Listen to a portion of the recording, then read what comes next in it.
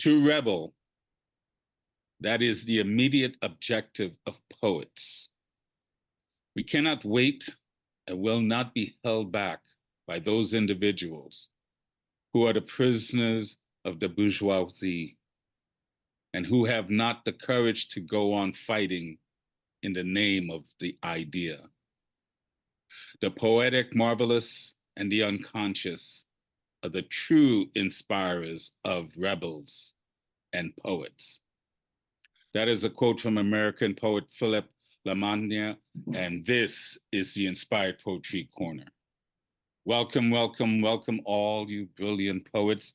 Good morning, good afternoon, good evening, good night, wherever part of the planet you're on. I hope you're doing well. It is Sunday morning here in Toronto, Canada, and I'm sitting looking at many faces of different parts of the world. Always grateful that we can get together on the third Sunday of every month to honor one of our own. And when I say one of our own, one of our fellow human beings and one of our fellow poets. So thank you for making the choice to spend some time with us and experience our Sunday kind of love. To quote Etta, which every Sunday morning I get up to and I listen to her before I start the show. It puts me in the vibe. This is about love. This is about communion. This is about us gathering to share and to honor to each other. Every month we have a featured poet, and this month we have a brilliant young man that we'll get to hear in a few seconds. And then followed by what I call the not ready for primetime poets. I think today we have a list of 15, see if everyone shows up, that will have up to 5 minutes to recite. This is not an open mic show, just to let everyone know. So I appreciate those that do come to participate as an audience member, but also to support the feature. So again, I hope you're doing well. I hope you're in good spirits. I hope you're writing. I hope you're living well. I hope you're embracing the experiences of the good, the bad, the ugly, and the beautiful, whatever is in your world at the moment, with the authenticness of who you are, because that's what life is about. We're here to experience various experiences and to do it with each other, because we don't walk this planet by ourselves. So anyway, I'm not going to get on a soapbox this morning because I really want to hear this young man. Oh, thanks, Paul. See, that's why I love it. I love the humor. But I want to hear this young man really, give him the full up to 25 minutes. But if he goes a little bit longer, we'll just all turn off and go home. But no, I want you to feel comfortable in what you're going to present, because I've heard a little of you, and we've had brief conversations, but I'm really looking forward to getting a good slice of who you are and where you are today. So let's just jump right in. So as most of you know, today we have the honor to feature Paul Word Richmond. Paul was awarded Beat Poet Laureate 3 times for Maine, I believe MA is Maine, the National Laureate, and a lifetime from the National Beat Poet Foundation, headed up by Deb, who's here today. He has performed nationally, internationally. He has published or has been published in many journals and anthologies. He's also a publisher of over 70 writers and has 7 books himself. He's created the Human Error Publishing platform and performs with Do It Now. And later on, I'll just drop his website and his information if you want to get in touch with him, although I believe many of you do know him. But without further ado, ladies and gentlemen, I think he's a throwback poet, just from the little I know of him and what have I experienced. So I'm really looking forward to this. So I'll ask you for a second, just for a second, to unmute and to snap it up or clap it up and give him a big virtual hug as I invite to the mic our friend Paul Word Richmond. Thank you. And if you could all send letters to my mother saying that I'm doing well, that would be good. She's always looking for those. Thanks, everybody. Thanks for having this platform. Thanks for everybody who came out. I'm going to read from my new book. It's probably backwards, right? It's called the ice cream melted. And I'm going to try to get through a couple of the my books just to give you a variety of stuff. So here we go. We'll just jump right into this one. This is called The Last Poets. I thought I'd start with this. The late 1960s, African Americans, civil rights, some said black nationalism. Depends on who you talk to.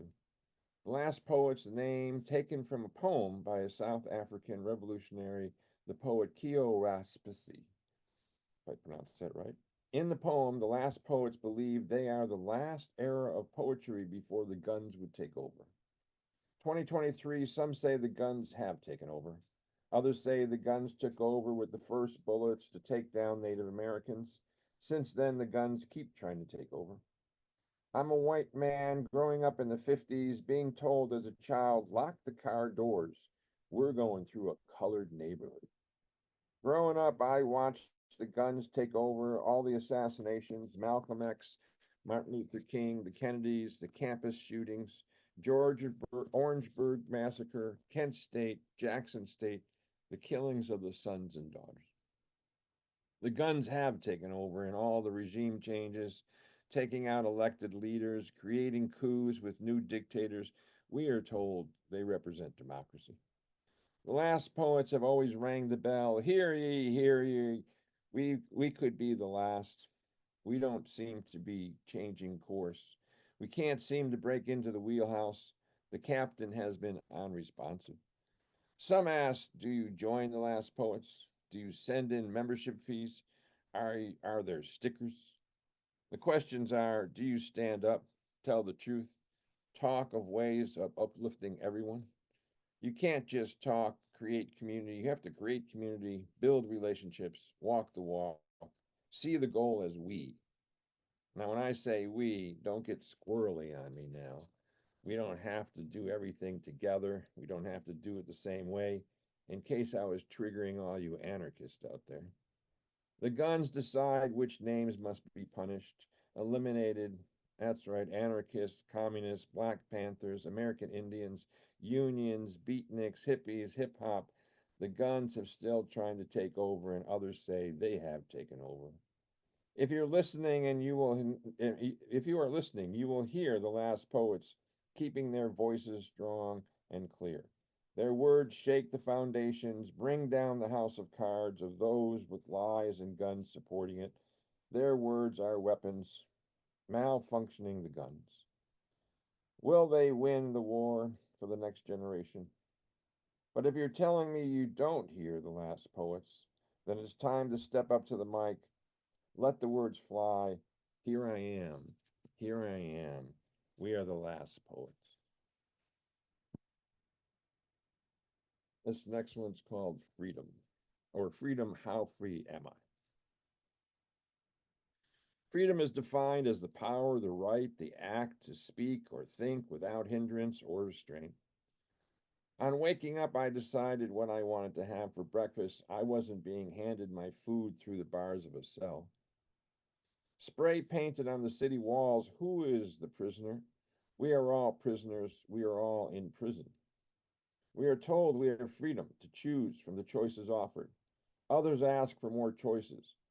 How would you know that there are more choices? Not everyone is offered the same choices. Are they less free?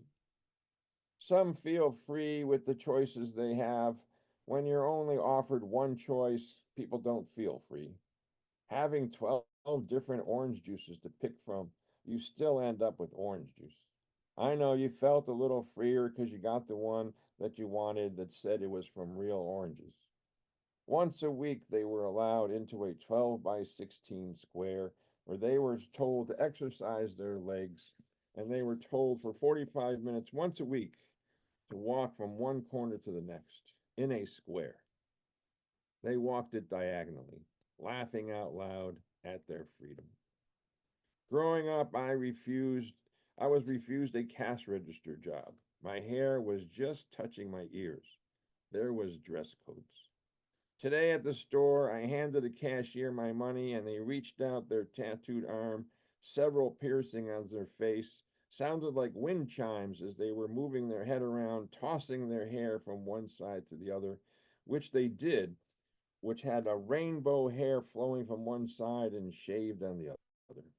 The ad on the magazine cover on the counter said, "We've come a long way, baby," as if to convince us that being able to look how we want while still being forced into poverty with low-paying jobs is freedom.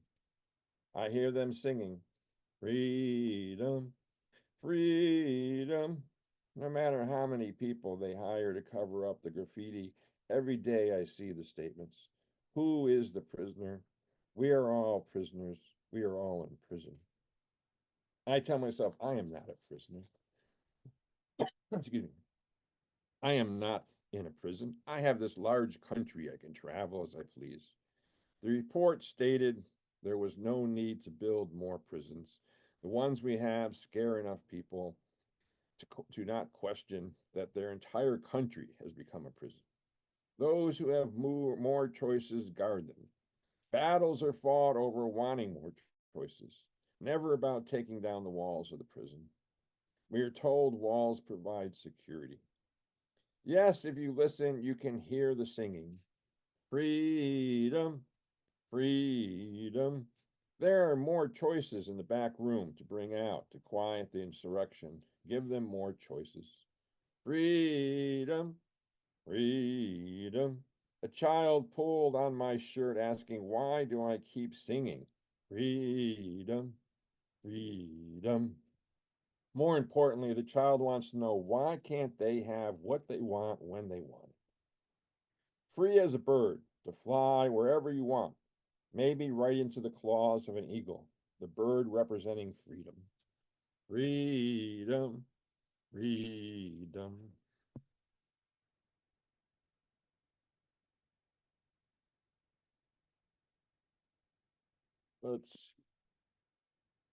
I'll read one more from this book, and then I'll try to find some little lighter ones, I guess. This one's called Who Killed Your Soul? Your Honor, I stand before you, all the judges throughout time, hoping the jury of common people will hear your soul's plea. Your soul's family knows that this court will not rule in favor of your soul, for the courts are complicit. Your soul's purpose is to have more of the jurors see the light. Representing the family of your soul, they are not optimistic this murdering will stop anytime soon. My hope is that the evidence clearly shows homicides have taken place for thousands of years.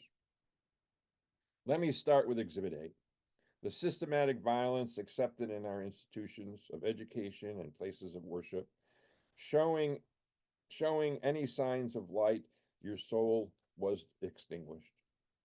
As hate, greed, and power live in darkness, which makes it hard for your soul to hide, your soul has been accused of pushing their light on everyone when the darkness is in the norm. Any light draws attention. I ask the judges and the jury, why are you blaming your soul for their light instead of addressing darkness, demanding to be dominant? I ask you to consider that a war is going on. No matter how much peace is talked about, the accepted belief of for thousands of years, your soul's light is a weapon against the darkness. It is clear from the evidence here in Exhibit B that the consumerism, heroism, and separatism had your soul dim their own light. That your soul got distracted, taken off course by media, caught up in being a star, then destroyed in dramatic movie scenes that are played endlessly to discourage others. Not wanting to bore the courts or anyone listening with the endless evidence that no matter how your soul tried to belong, showing any signs of light, has brought all kinds of methods of violence to try and extinguish. In my final remarks, I ask that you really take in Exhibit C, the creativity that is life itself, the joy, the amazement that comes from your soul's light. Yes, there is fear of being blinded by the light, so we have provided sunglasses for those who don't want to be overwhelmed.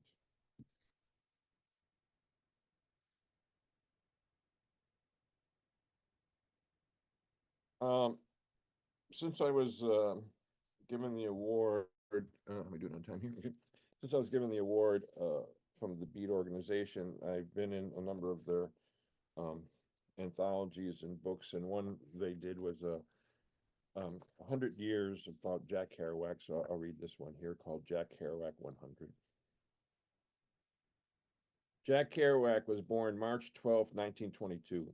The Russian Revolution against the ruling class had started in 1917. By 1922, the Bolsheviks won the Russian Civil War. Tsar Nicholas II was murdered along with his family. The royals were forced to flee the country, the workers fighting for their rights. The workers of Lowell, the French Canadian workers trying to survive, have families. One of them has a baby named Jack Kerouac in 1922. 29 years later, I am born after World War II, the 1950s. Kerouac completed On the Road, April 1951. October 1951, I arrived on Earth. There is hope in the air. The war is over. We are told we won. The American dream is cranked out. Everything is supposed to be like the movies. The artists of the times play their instruments in ways no one has thought of before. The Beatles let us know everyone is a poet. They spoke, the Beats, sorry, and the Beatles did too. The Beats let us know everyone is a poet. They spoke out. Told real stories, struggled to not be stamped out of a mold, while the cultural influences created the mold for them being beat. This group of poet writers who influenced each other, each of them influencing those of us who were listening. The first time I tried to read On the Road, I couldn't do it. Years later, I read it in one day. I had heard and met Ginsberg, read all of Burroughs, met Burroughs, and didn't know what to say. Starting writing myself, 100 years later, Russia is ruled again by a czar, a ruling class who has started a war. Kerouac is long gone, died in October 1969. August of 1969, I was at Woodstock fighting against another war, writing and reading more, meeting other beats, joining the artists, political activists of the time. 53 years later, celebrating with writers who see themselves carrying on a tradition, being called the new beats, as we try being ourselves, keeping the power of words, knowing that without everyone knowing what they are feeling, knowing how to use their voice, there is no chance for freedom. Keeping your voice alive, encouraging others, creating gatherings so everyone can be heard. As we celebrate Jack Kerouac, who went on the road, was a pioneer that created a movement that is still alive. Let's see. This one's going to come from this my book called The 24-Hour Store is open 24 hours, never closed, and it's closed. They had them in Buffalo where I grew up because, and they were owned individually before we started getting these other kinds of stores that were known as 24-hour stores. And we always wondered in Buffalo, which was called the city of no illusions, did we, needing illusions, would the 24-hour store ever close? Let's see, I'll start with this one, a teachable moment. I walked into a cafe and they said, "We don't serve people like you." I thought, okay, this is going to be a teachable moment. I wasn't planning on going to the hospital. I had some other plans. I was told they don't like my kind. Here I thought I was being kind when I picked up the table and I thought about throwing it through the front window, but then thought that would be a drag for those people sitting at the window. So instead, I threw it at the guy coming at me with a baseball bat. Defending myself enraged them even more. I had heard their coffee sucked. I had thought sucky coffee over no coffee was better choice. But this was a teachable moment. I now have a different perspective. It's okay to go without coffee. Austin Cafe. The waitress said there are no substitutes to the menu. I said, I don't want a substitute. I want the real thing. I picked something from the menu. The waitress asked, "What do you want with that?" I asked when she was off work. She said, From what you ordered, I may be too spicy for you. I said I like spicy. She said, I'll bring you some cayenne. She winked and said, we'll see how you handle that.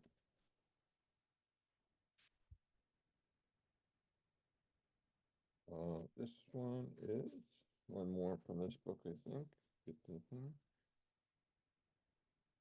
The evidence. His grandfather's grandfather owned a fishing boat, took people out fishing. When they caught fish, they would pose in front of their sign on the dock. Over the years, hundreds of photos were taken. The grandson found the box of the photos. The fish got smaller over the years. It was very noticeable. The fish were disappearing.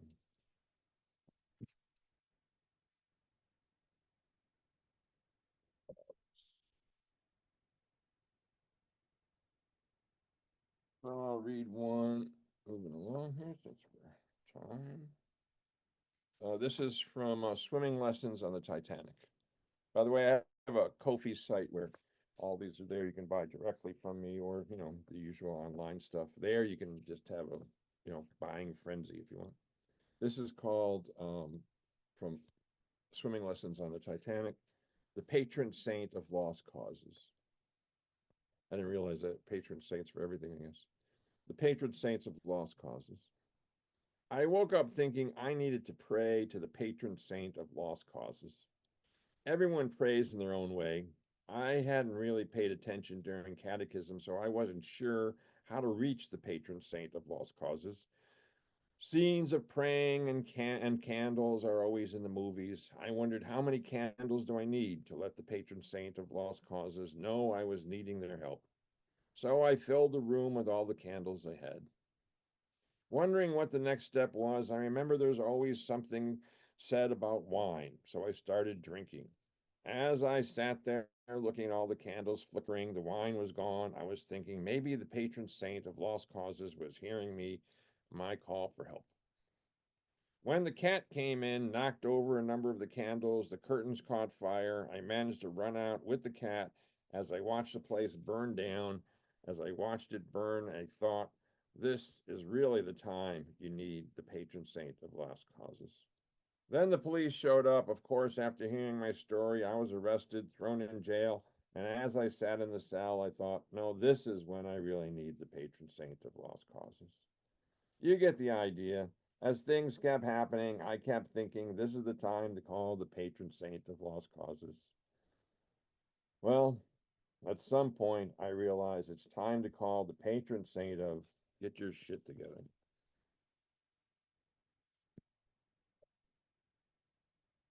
Family traditions. I saw Grandma run over the tax man with the tractor. Everyone cheered. She still went to prison, and I grew up with an attitude. Everyone remembers it was a miracle the day I fell into the hay baler. After all the crunching sounds, highlighted with my loud screams, I popped out the other end in one piece. What I remember was being amazed that my phone didn't get crushed and that someone had pushed me in. When I was older, I was trying to make my living as a cowboy. I realized things weren't going as I had planned. The morning, I had to eat my horse. On my deathbed, the holy man who had been called in said he couldn't give me my last rites. I hadn't given his church enough money. I started whispering. He leaned in really close, which made it easier for me to shoot him at close range. And then my last words were, "Here I come, Grandma. Here I come."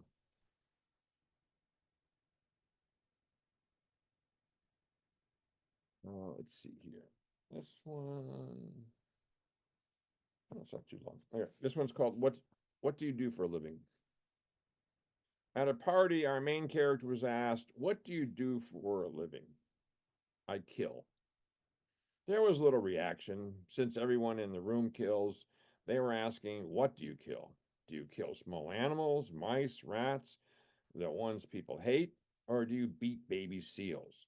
Do you run a factory where you grind up lives for profit, making things no one really needs?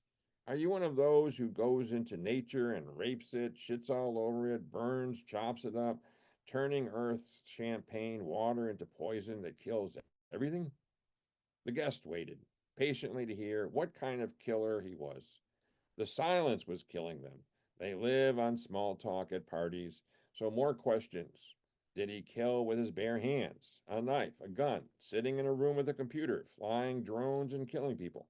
Do you kill for your own food, go hunting, fishing, or do you let others do the killing for you?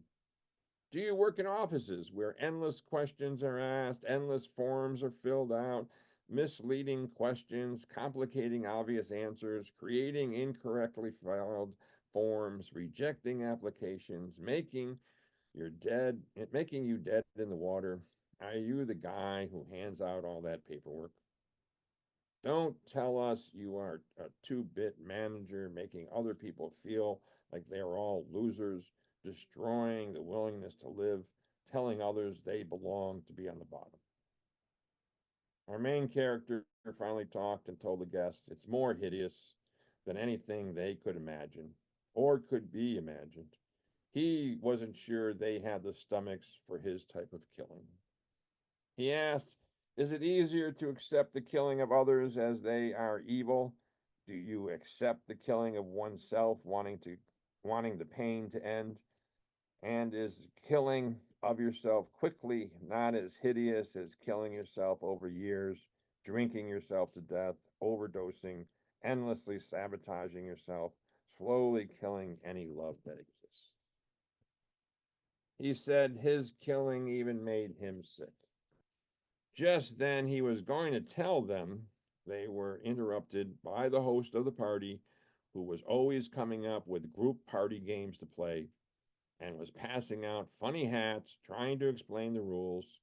Many excused themselves, saying they needed to powder their nose. Our main character had learned picking up dishes, any party trash, looks like you're helping, and it gives you an acceptable excuse to leave, assuming you would be back. While in the kitchen, our main character meets a kinder spirit who had collected glasses also. They both laughed, they lingered, and then they asked, what do you do for a living?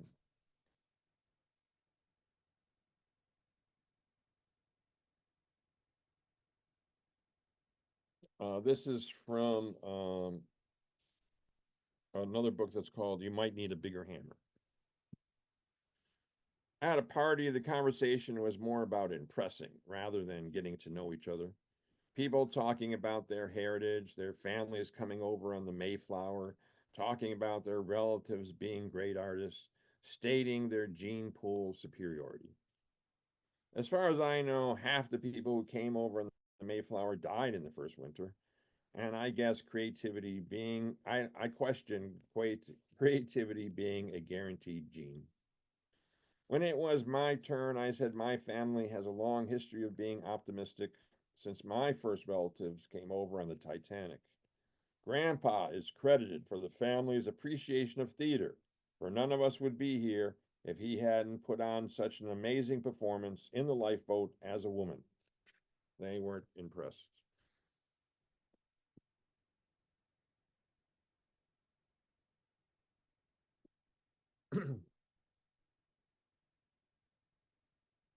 The light turned green. Lotto, beer, cigarettes, bread, milk, pizza, and the car always needs gas. Our main character reads the words around the top of the building. They are repeated all the way around. The store gas station was on a corner of two big streets while sitting at a red light. The parking lot was full, people buying lotto numbers, hoping to win, buying cigarettes and beer to cushion the loss. One must eat bread, milk, and pizza, and the car always needs gas. Buying lotto, hoping to win, buying beer and cigarettes to cushion the loss. One must eat bread, milk, and pizza, and the car always needs gas. The light turns green, driving into the horizon with hopes that there's got to be more than lotto, beer, cigarettes, bread, milk, and pizza, and the car always needing gas. How am I doing there? Do I have a time for one or two more? Yeah, definitely, Paul. Keep going. You're good. You're good. This one I'll go back to. See here, I had this one I wanted to bring. Waste time. This is from the first book again of, the most recent book, The Ice Cream Melted. It's called Memory. I was told all my memories would be played on a large overhead screen for everyone to see. I heard shouts from the crowd, yelling, "That's not how that happened. It is how I remember it." He said his mother would watch a TV show visiting Michael Jackson's home. When he went to visit her, she said she had fun visiting Michael Jackson, that he was very nice and had a beautiful home. She believed and remembered she had been there. Excuse me. I awake from a dream with a memory where I watched myself being an asshole and wondered how to erase that before it hits the big screen. I remember my yard being really big and long. We had football games. There was a big Christmas tree growing on one end. When I drove by decades later, I stared at a small grassy area. Remember going long for that touchdown pass. The death-defying hill on my street where I crashed my wagon, skinned my knees, seemed non-existent. Was the violence in my high school really that bad?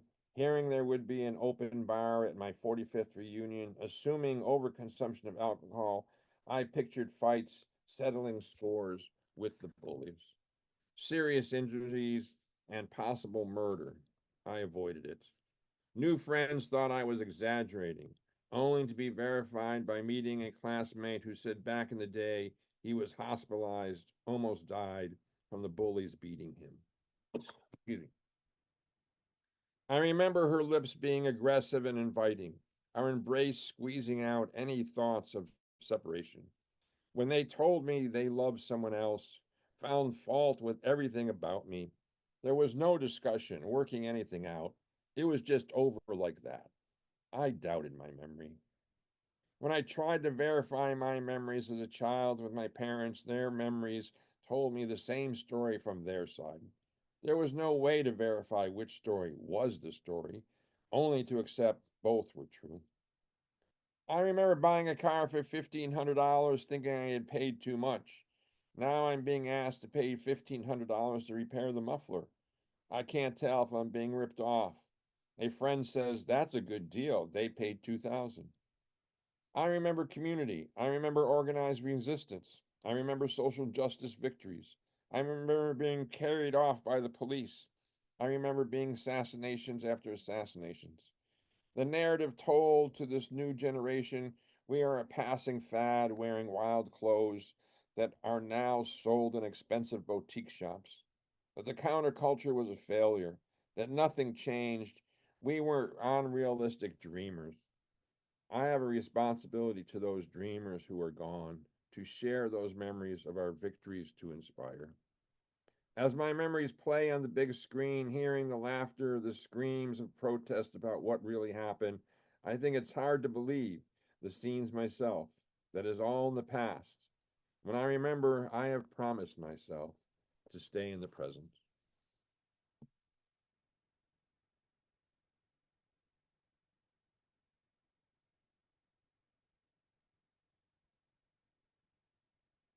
This one, I've been asked to read a bunch. A couple people here have heard this, but other people say they like this. So this is called The Wild Parties at the Senior Home.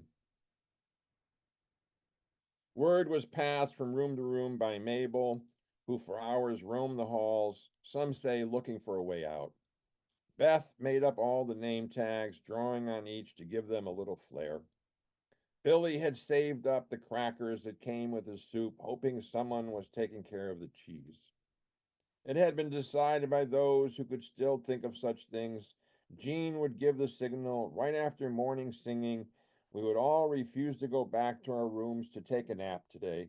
Today, we were going to party down. It was written in the staff logbook that Jean yelled, "Party!" and all hell broke loose. Janet handed out the name tags randomly. So Leona became Stanley, and Dave was Roxy. Singing broke out, though it was hard to tell since they were all singing a different song. They went up to each other and called out the name on the name tag and laughed so hard that they ended up pissing and shitting in their pants, which wasn't that unusual. Some staff members joined in, laughing hysterically. The uproar of the party was brought to a complete silence when Linda, loud voice, cried out, "But I am Doug. I've always wanted to be Doug. Please let me be Doug." Linda had started chanting, "I am Doug. I am Doug," which started everyone screaming out, "I'm a dancer. I wanted children. I wanted to travel. I'm an artist." It took hours, actually, most of the next week, for the staff to calm everybody down. In large print, it was stated in the log there was to be no more parties. This wasn't the purpose of the facility. They weren't set up to handle people coming to grips with their lives, what they had done and not done, had they been true to themselves. The staff was told, stick to bingo, toss the big ball, stop any activities where residents think about their lives, realizing they are running out of time, because this leads to mayhem.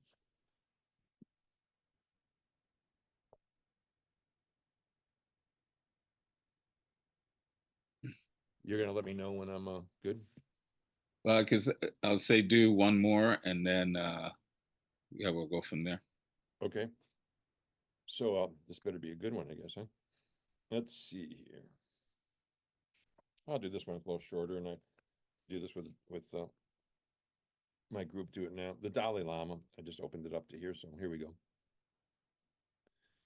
Let's see. Oh, it's interesting. You write a book like 5, 6 years ago, and then you keep doing this piece, and you've changed it now about eight times, and so it's not the same as in this book. So let's see. I'll do it from how I actually do it now. So I woke up in a really dark, cold room. It was gray outside, raining. I'm alone. I can hear the mice running around. Those are my only companions. I'm thinking today, I need to find some happiness. And then I remember I live in America, and happiness, you get happiness from shopping, from buying, consuming. So I think I'm going to go and buy myself a big box of happiness, not one of these small boxes. I'm going to go to a big box store and buy a big box of happiness. So I run down to my local big box store, and when I get there, there's someone in the door and they're waving me in. Yep, that's right. Happiness is on sale in aisle 7. So I run down the aisle 7, and I'm thinking, man, there's going to be a big brawl, and I'm going to have to fight for happiness. And when I get there, it's the Dalai Lama standing there in front of one of the pallets with a box of happiness. Only one box of happiness left, and it's me and the Dalai Lama. I look him over and I think, well, I'm a little younger than him. Maybe I can just knock him to the ground and grab the box. I mean, this is America. You got to grab and take what you need. But the Dalai Lama doesn't seem like he wants to fight. And I'm looking at him and thinking, well, maybe we should talk. And he starts telling me about breathing or something about the mind. And I'm not sure if it was emptying the mind or filling the mind. I got confused. So I thought, well, I'll ask him some questions. Do you have any stock tips? No. Do you know how to improve my poker game? No. Do the Dalai Lamas have any good pickup lines? The Dalai Lama didn't answer any of these things. Suddenly, the Dalai Lama's leaving, and I'm walking out with the Dalai Lama, but I'm looking over my shoulder and I'm thinking, I could grab that last box of happiness. But for some reason, I walk out into the parking lot with the Dalai Lama, and all of a sudden, the Dalai Lama looks at me and says, hey, you know, I'm not a religion, and walks off. And I get to my car and I opened up all my windows, and all of a sudden, I can hear the chanting. And I just sat there listening to the chanting, and I found happiness inside myself. Thank you, everybody. That was brilliant, my friend. Brilliant, brilliant. So I said that was your last one, but I as the host, I'm going to put on my hat and my privilege and go, I want you to do a one more. Consider this your encore. So give us, give us your best shot. Although that was Oh, a good one to end on, but you know what? I'm just enjoying listening, and I'll get into the questioning after this. But for my own indulgence, I'd love to hear just one more, Paul. okay. Let me just let's see if I'm gonna randomly open up here to something. Um, all right, let's see here. Thanks so much. Thank you. Let's see here.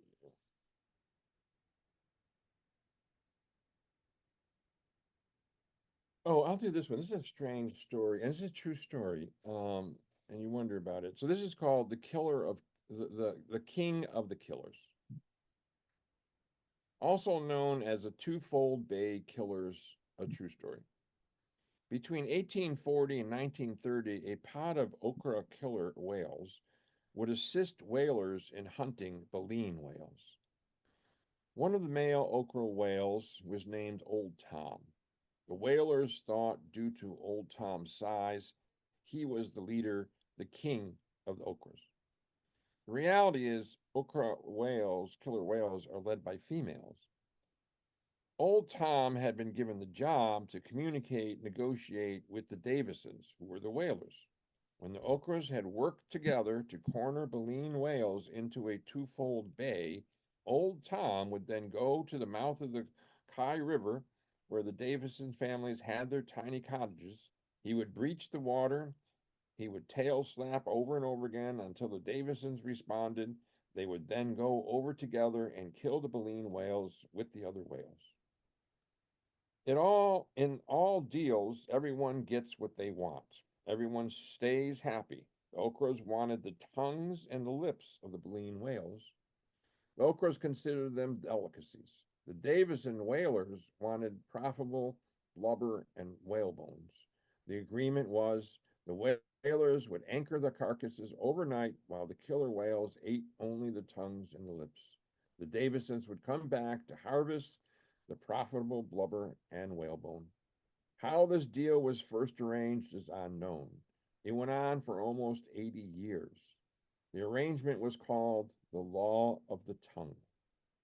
Around the mid 20s, a retired veterinarian, John Logan, his daughter Margaret, and third generation whaler George Davis were aboard Logan's motorized yacht. Logan had been out whaling, chasing, and Old Tom showed up, saw an opportunity. Old Tom forced a small baleen whale to the surface. Davis's crew harpooned it.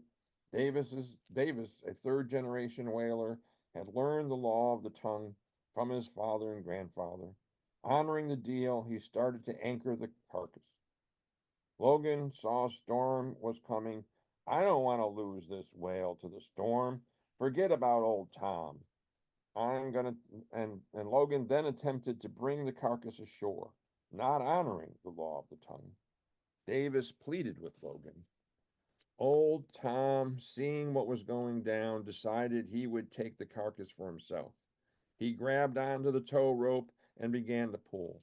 A tug of war began. The yacht strained against Old Tom's might. Davis pleaded with Logan to stop. Logan gave his yacht full throttle, and as they broke loose, they realized they had pulled out many of Old Tom's teeth. As a veterinarian, Logan knew it would be the death of Old Tom. Logan said, "Oh God, what have I done?" Old Tom's corpse washed ashore months later. His mouth was abscessed from missing teeth. He had died from starvation. Old Tom's death was reported in the Sydney Morning Herald on September 18th, 1930. The headline, "The King of the Killers has died." After Old Tom's death, ochre killer whales disappeared. There are many theories why. What was clear, ochres and whalers were no longer working together. Hmm. Great, great story. Thank you so much, my friend. Thank you so much. That's a great set. I enjoy just your cadence and just the words. Um, So here's the interview part. This is where we get to hopefully know you a little bit better. I don't know much about you, so let's start off with an obvious question. How long you been writing poetry? Let's see. My lawyers told me how to answer these questions. So, um, well, let's see. I started writing journals. I guess I would say I started writing journals when I got to college, because I read at a fourth grade level in seventh grade, and somehow the great educational system of our United States, I got pushed through high school, and I got into this one particular college, but soon when I got to another one, the university there had Creeley was there, and they ended up bringing like Ginsberg and Gary Snyder and Burroughs and all these people there. And I got inspired by listening to them. And so I started to try to write, but I found that I couldn't spell most of the words I wanted to write. It sort of frustrated me. I came up with a system to just mark it, thinking I would come back. I didn't really learn phonics. I learned sight reading, Hmm. which then really screwed me up in terms of phonics. But, 200 journals later, or more, I started to see improvement in my writing and started to feel like I was finding a voice. Um, I didn't move on that. I became a juggler for 22 years. Okay. So my raps about once I learned this trick, depending on who was hiring me, I was talking about different things. So the tricks never changed. The verbiage always changed. Hmm. So I was always writing scripts, you could say, and writing things about, to deal with audiences and stories and trying to do it. And once that stopped, I decided to go full time because I had compiled a lot of stories. And so then I start trying to publish or try to send my stuff out. But I realized I was going to be rejected everywhere. Excuse me, I was just shortening this up. And because I had computer skills, and at the time the computers and the programs had come around for publishing, and there was some availability to do it, I just started publishing my own work, because I was going to festivals and people were asking me when I came off the stage, do you have a book? Do you Hmm. have a book? And meanwhile, I was being rejected. So I just thought, well, if I have a book, I can sell it. I don't need somebody else to tell me I should have a book or not. Hmm. And then that led to seeing other people I really liked coming off the stage and talk to them about their book. And they would say, I don't have a book. No one will publish me. And I thought, oh, okay, well, I could publish you, I guess. So that's a long story about that, but that's how. That's how it all started, right? So you became so juggling sharpened your writing skills, your poetry skills, your storytelling skills, more or less. I found that most writers have not done any theater necessarily or had Mhm. gone on stages. I mean, writers are, they're in their homes writing and they're by themselves. And I've been at many, many festivals where people love the writer. In fact, I was at one. It was kind of very sad, but I understood it. So everyone came to see this writer. They didn't recognize him when they were reading because they were so bad they were so scared. They just didn't do it. Nobody knew it was them. They Mhm. ended up asking a bunch of us to read their poetry, and then people got responses, and then they just said, "Okay, I don't want to read. I'm a writer. I don't. So there's a division there. I felt like what the poetry gave me was stage presence, which then when I would go to readings, people would say, "How come it changed? You got on stage and there was three poets before you, and all of a sudden everyone's listening." And it's like, well, because I fixed the mic. I'm talking into the mic. I'm looking at the crowd. I'm waiting to see, are they paying attention? I'm here. I'm being present. Um, I'm not telling them this is going to be awful, so don't listen. Or whatever people do with their anxiety when they get up.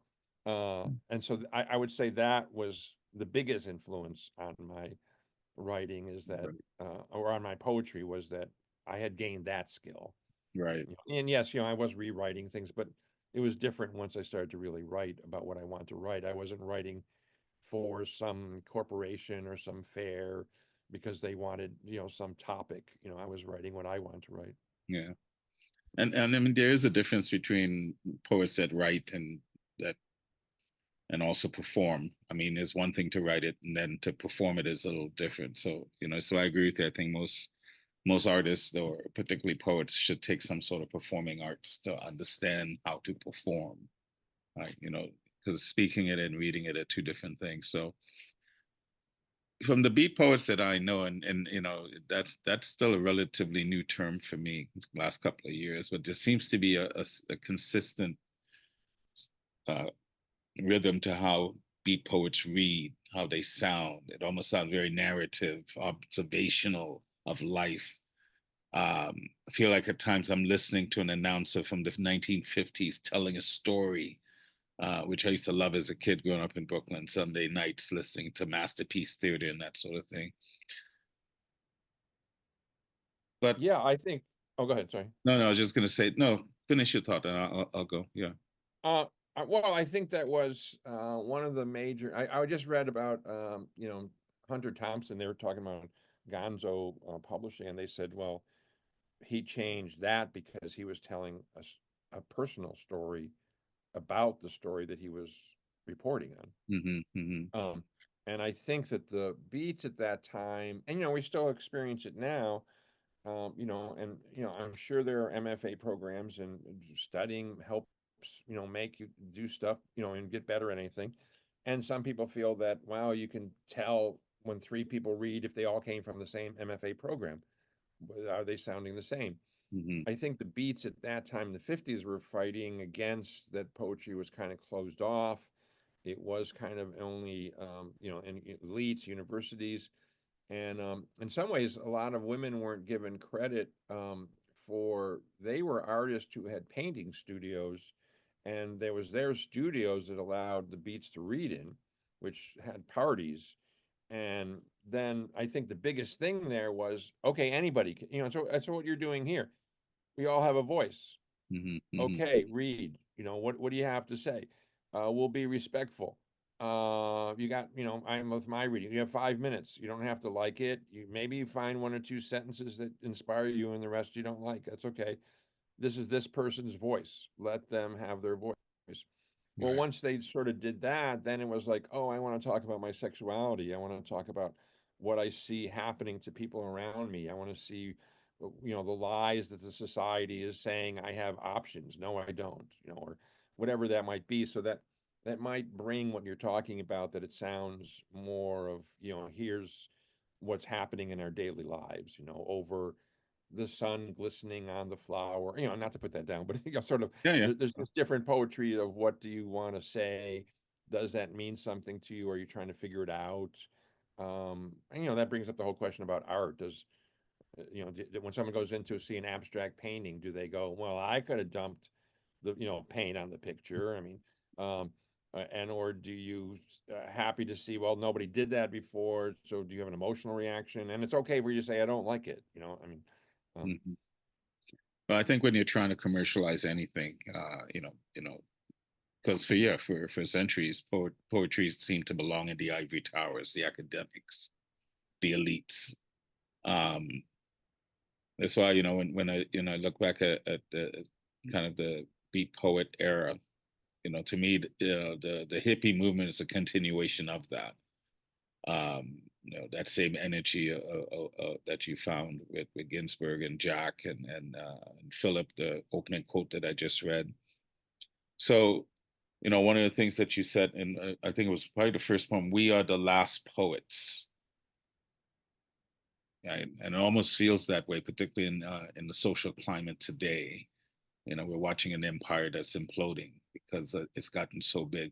But anytime you commercialize things, you tend to want to standardize it, and because there's money involved, blah blah blah. So this is why you're seeing poetry over the last, I think, 10 years or so open up, and technology maybe has done that a lot with the younger generations over the last 20 years, saying, hey, I don't need to be a poet this way. So do you feel that energy of kind of the beat, those poets, the rebels, pushing the envelope, pushing the institutions? Do you feel that today? I do see people who are, excuse me, there are some people in the beat organization who are definitely doing that, and because of being in the organization, I just met somebody who was, from uh, the early '70s in North Beach, who was what they called themselves the baby beats because they were meeting the beats at that time in the '70s, and Right. they got inspired to write. And Deb has tried to create this organization of, thinking of the new generation of beats.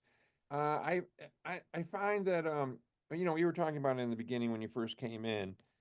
I mean, some people want to say, "Oh, you're not going to do something political, are you?" I mean, we don't want to bring politics shouldn't be in poetry, or, um, and I guess it's your definition of politics, or like you were mentioning, if I'm talking about, we're not necessarily free because they gave us 12 choices of orange juice. I mean, Mm. this isn't great. I got a chance to pick, but why am I having to pick through all that to find one that has real oranges? I mean, what is going on? And so I I see, like, when I first saw the slam movement, I was encouraged, but then I sort of felt like, oh, people got trapped in that form. I Mhm. think any form can trap what's happening. And I remember going to one slam where after about the third person performing, I lost hearing the words because I was only hearing the form. Yeah. And I thought, geez, you spent so much time trying to get your words into this form. I'd really like to hear the form. And then I saw one time where a woman met all the rules, but she changed the form and they really went after her. And I was like, oh, that's too bad because she was really good. I know, I think there's, um, anytime when there's repression. I mean, I just talked to someone who grew up in Czechoslovakia when the Russians took over.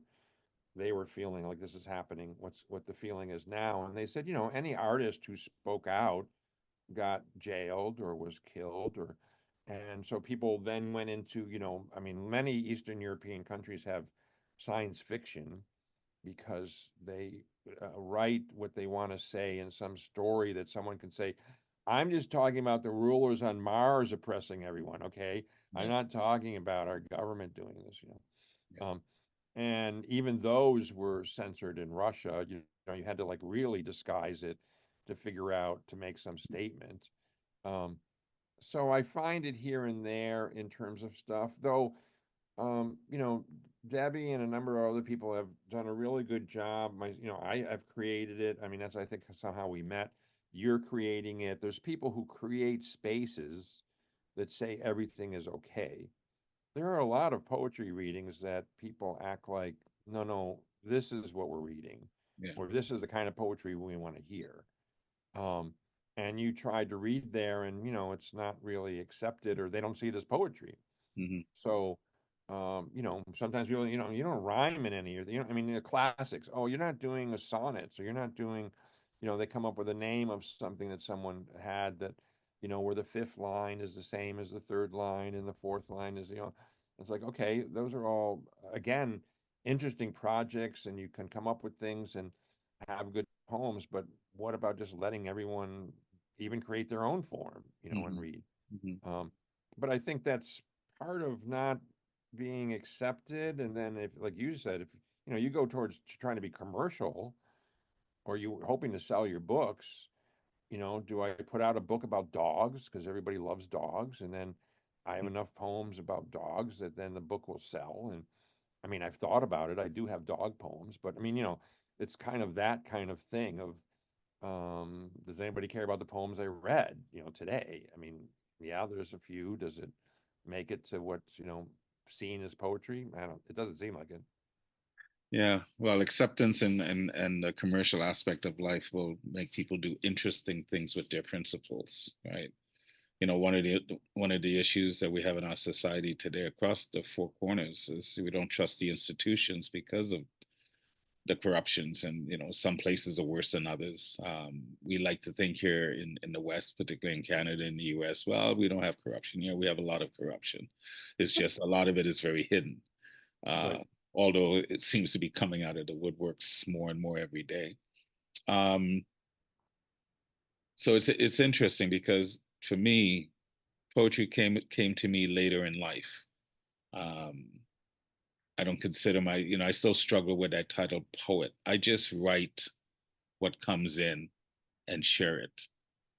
But I agree with you. I find a lot of places they talk inclusion, but they don't really practice inclusion. Um, and I think for me, from my perspective, a poet to try to maintain balance. So it's almost like journalism, so they can position things to give people a different way to look at it. Now, not saying you have to write that way, but I think as a poet, when because that's the first line I wrote down of all the stuff you just read. We are the last poets, and it almost feels that way because poets love to say we have the opportunity to change society. We're a barometer, but yet it feels like many poets are just doing what the commercialism wants, what the narrative wants, as opposed to what are you actually seeing. So this is one of the reasons I find beat poetry very exciting in that regard. I may not always agree with the politics, and I think politics is something we need to talk more about. Politics, finance, things that govern our lives.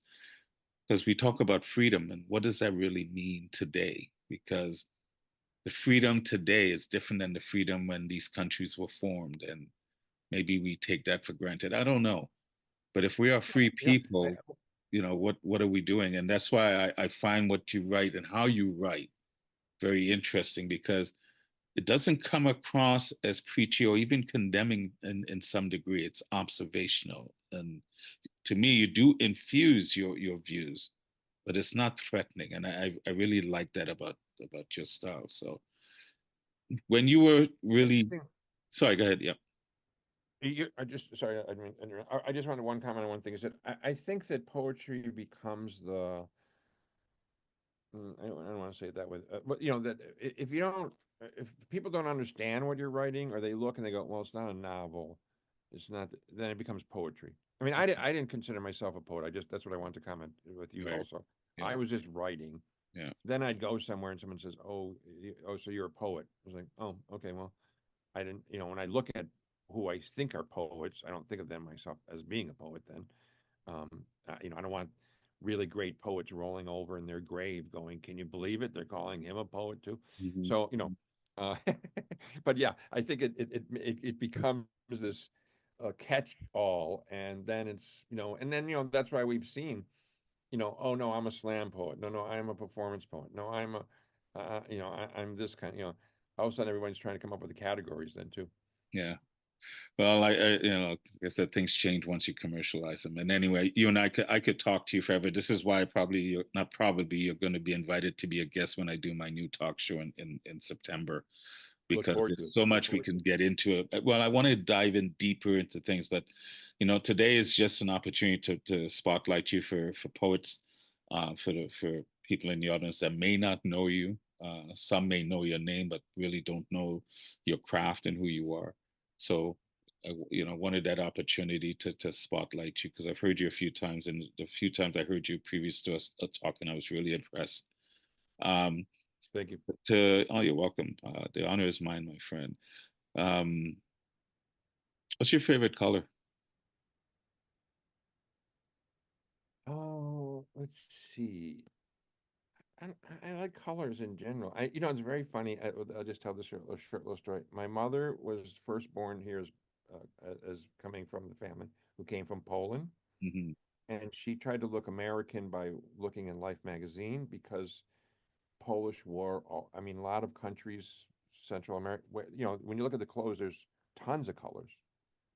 They're not just a black shirt. It's like Right. oranges and purples and yellows in their hair and all this stuff.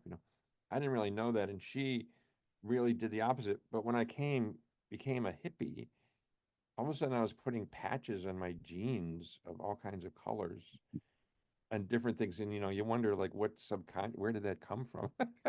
you know, and wanting to be in colors, you wonder what's in the genes or comes from somewhere else that you go. I mean, someone said to me the other day, "Do you think it's just you and me sitting here talking?" No, there's about six people in the room. All our ancestors are here talking, and so anytime you talk, you're actually talking from your ancestors also. Hmm. Um, Hmm. Yeah, those that came before, we stand on their shoulders constantly, right? yeah. And we're never alone. That's an illusion, that, and that's part of the charm of this world that we live in, the contrast, the duality. So. But like I said, we'll save the deeper dive for the talk show. I'm gonna wrap this up. I just want to ask you, you growing up in America, what was your childhood like? Because I grew up in the States. I lived in Brooklyn for a while, and when I really look back at my childhood, I had it was good. It seemed, back in the late 60s and the early 70s, growing up as a teenager, with all the social and political strife, it was still really good. It felt like, for me anyway, as a kid growing up in Brooklyn, yeah, we had racial issues, but there seemed to be more community and understanding more so today. So I'm just curious, for you, what was it like growing up? Um, I feel that the 50s were my relatives coming back from the war, wanting us to feel like we lived in Disneyland, in the sense of, it's good, it's all good, and you're here. And it's kind of a funny thing because I remember my mother asking me at one point, why did I think I could do the things and why was I asking for all these things? Hmm. And I was like, isn't that what you told me to do? And that we could ask for all this stuff, and why do you want this to happen so like now? It's like, well, why not?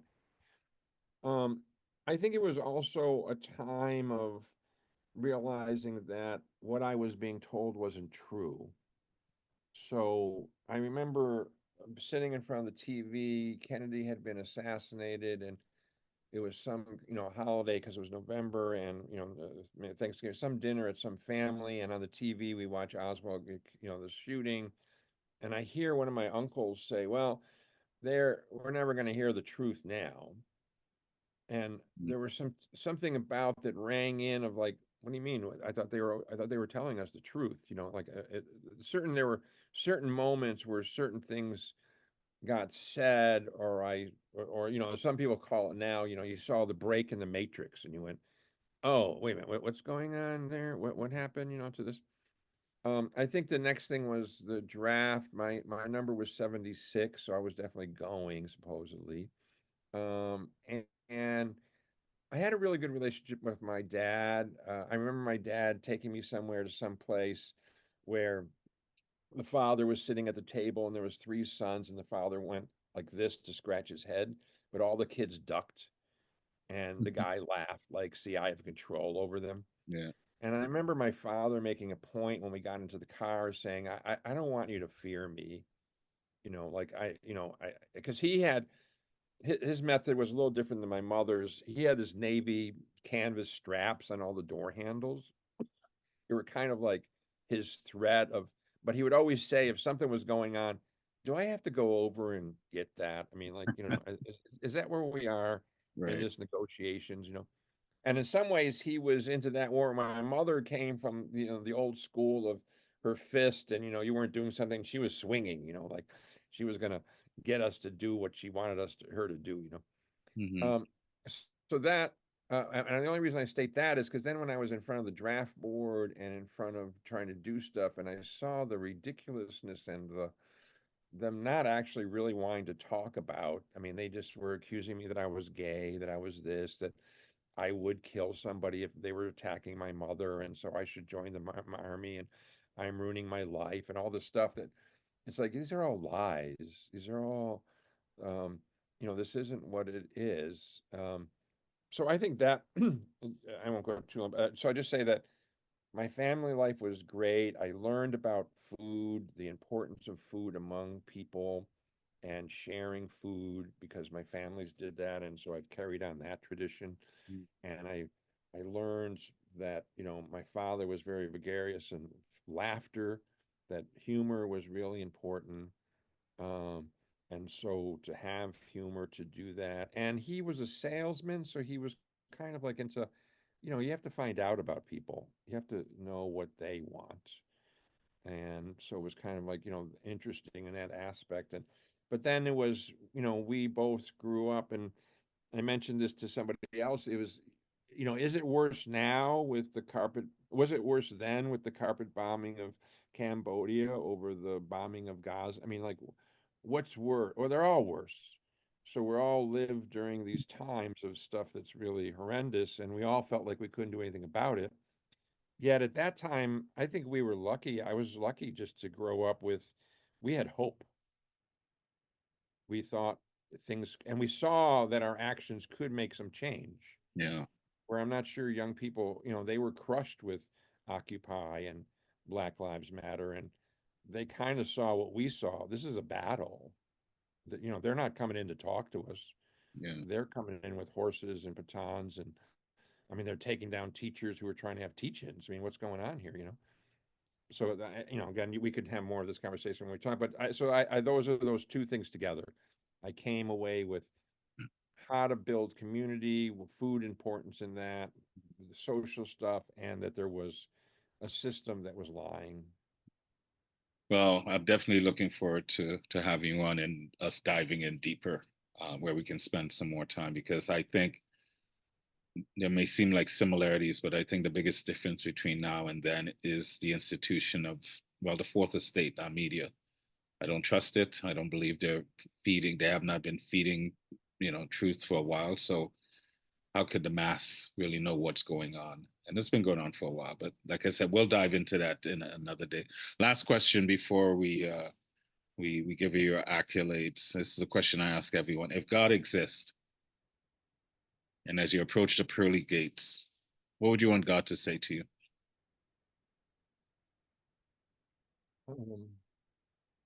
Well, I saw that you didn't believe in me, Mm. but now what are you going to say to me? Spoken as a true beat poet. Brilliant. That's a great answer, Paul. That's a great. That's a I'd perfect be way to curious to end. hear from anybody else what they thought. It's if there's any time, that's always good. But yes, that's It's one of the reasons I love doing this show. I get to talk to interesting people, and then the ones I find really fascinating go offline. But you and I'll do this online in the coming days.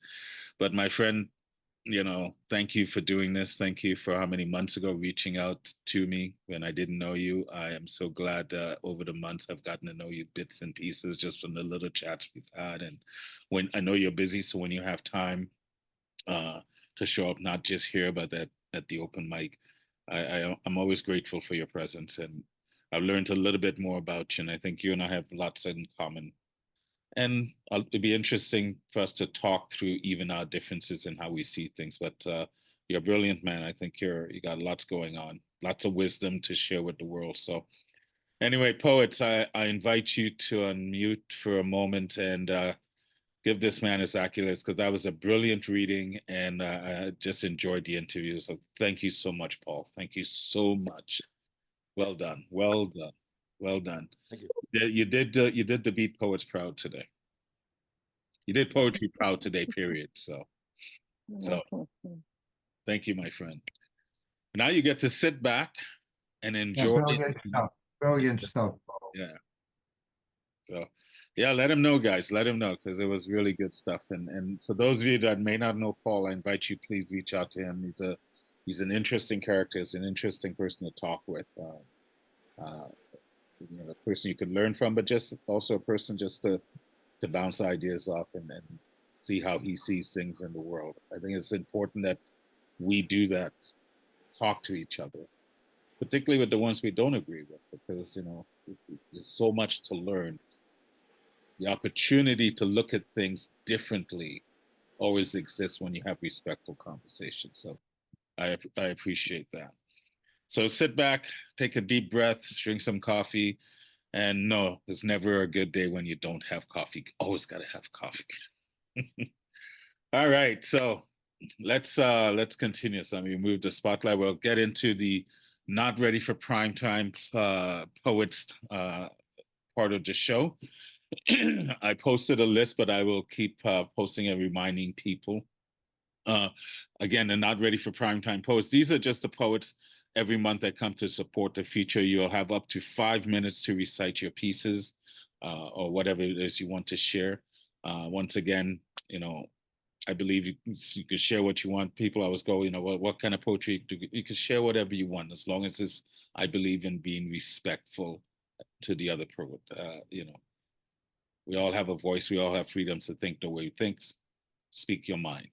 So having said that, let's start off. It's become my tradition that I always start off this portion of the show with my learned friend from the island of Greece, Alexandria.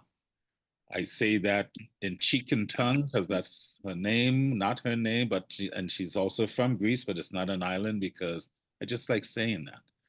But I invite her to start us off with the Not Ready for Primetime Poets. The mic is yours, my friend.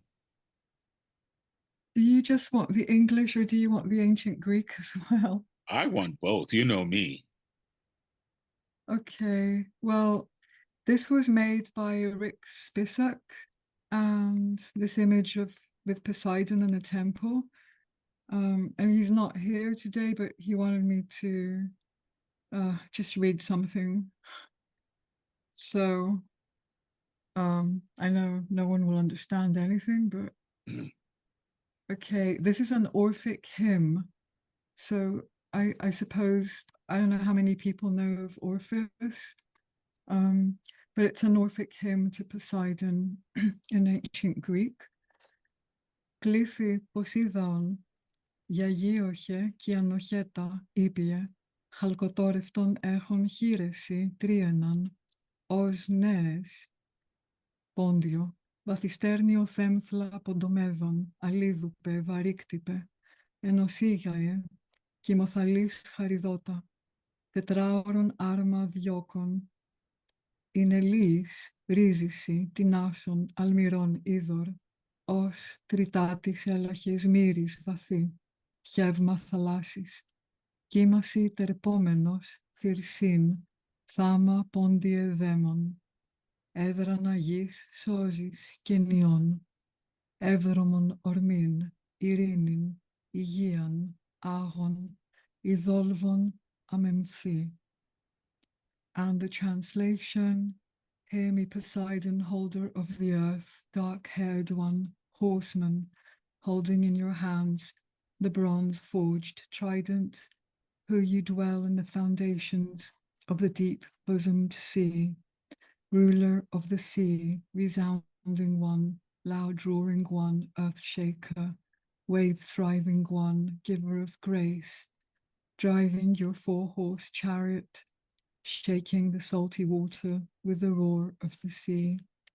You who obtained the third share, the deep flow of the sea, delighting in waves and together with wild beasts, God of the sea, protects the seats of the earth and the swift voyage of ships, bringing peace, health, and unblemished prosperity. And this is Rick's image. And I also wanted to say that my favorite line from Paul was, I found happiness within myself, which I think is really our best bet in finding happiness. Well done. This is such a delightful switch. I love the flying series, but I love how you're stretching yourself and the depth of the words that you're presenting these days. So well done. And you know me, I always invite poets, don't be afraid to recite in your mother tongue. But this was ancient Greek, and I wasn't very sure of two words, and probably Charissa knows better than me. Yeah, maybe. But then again, δεν ξέρω πώς τα πήγα.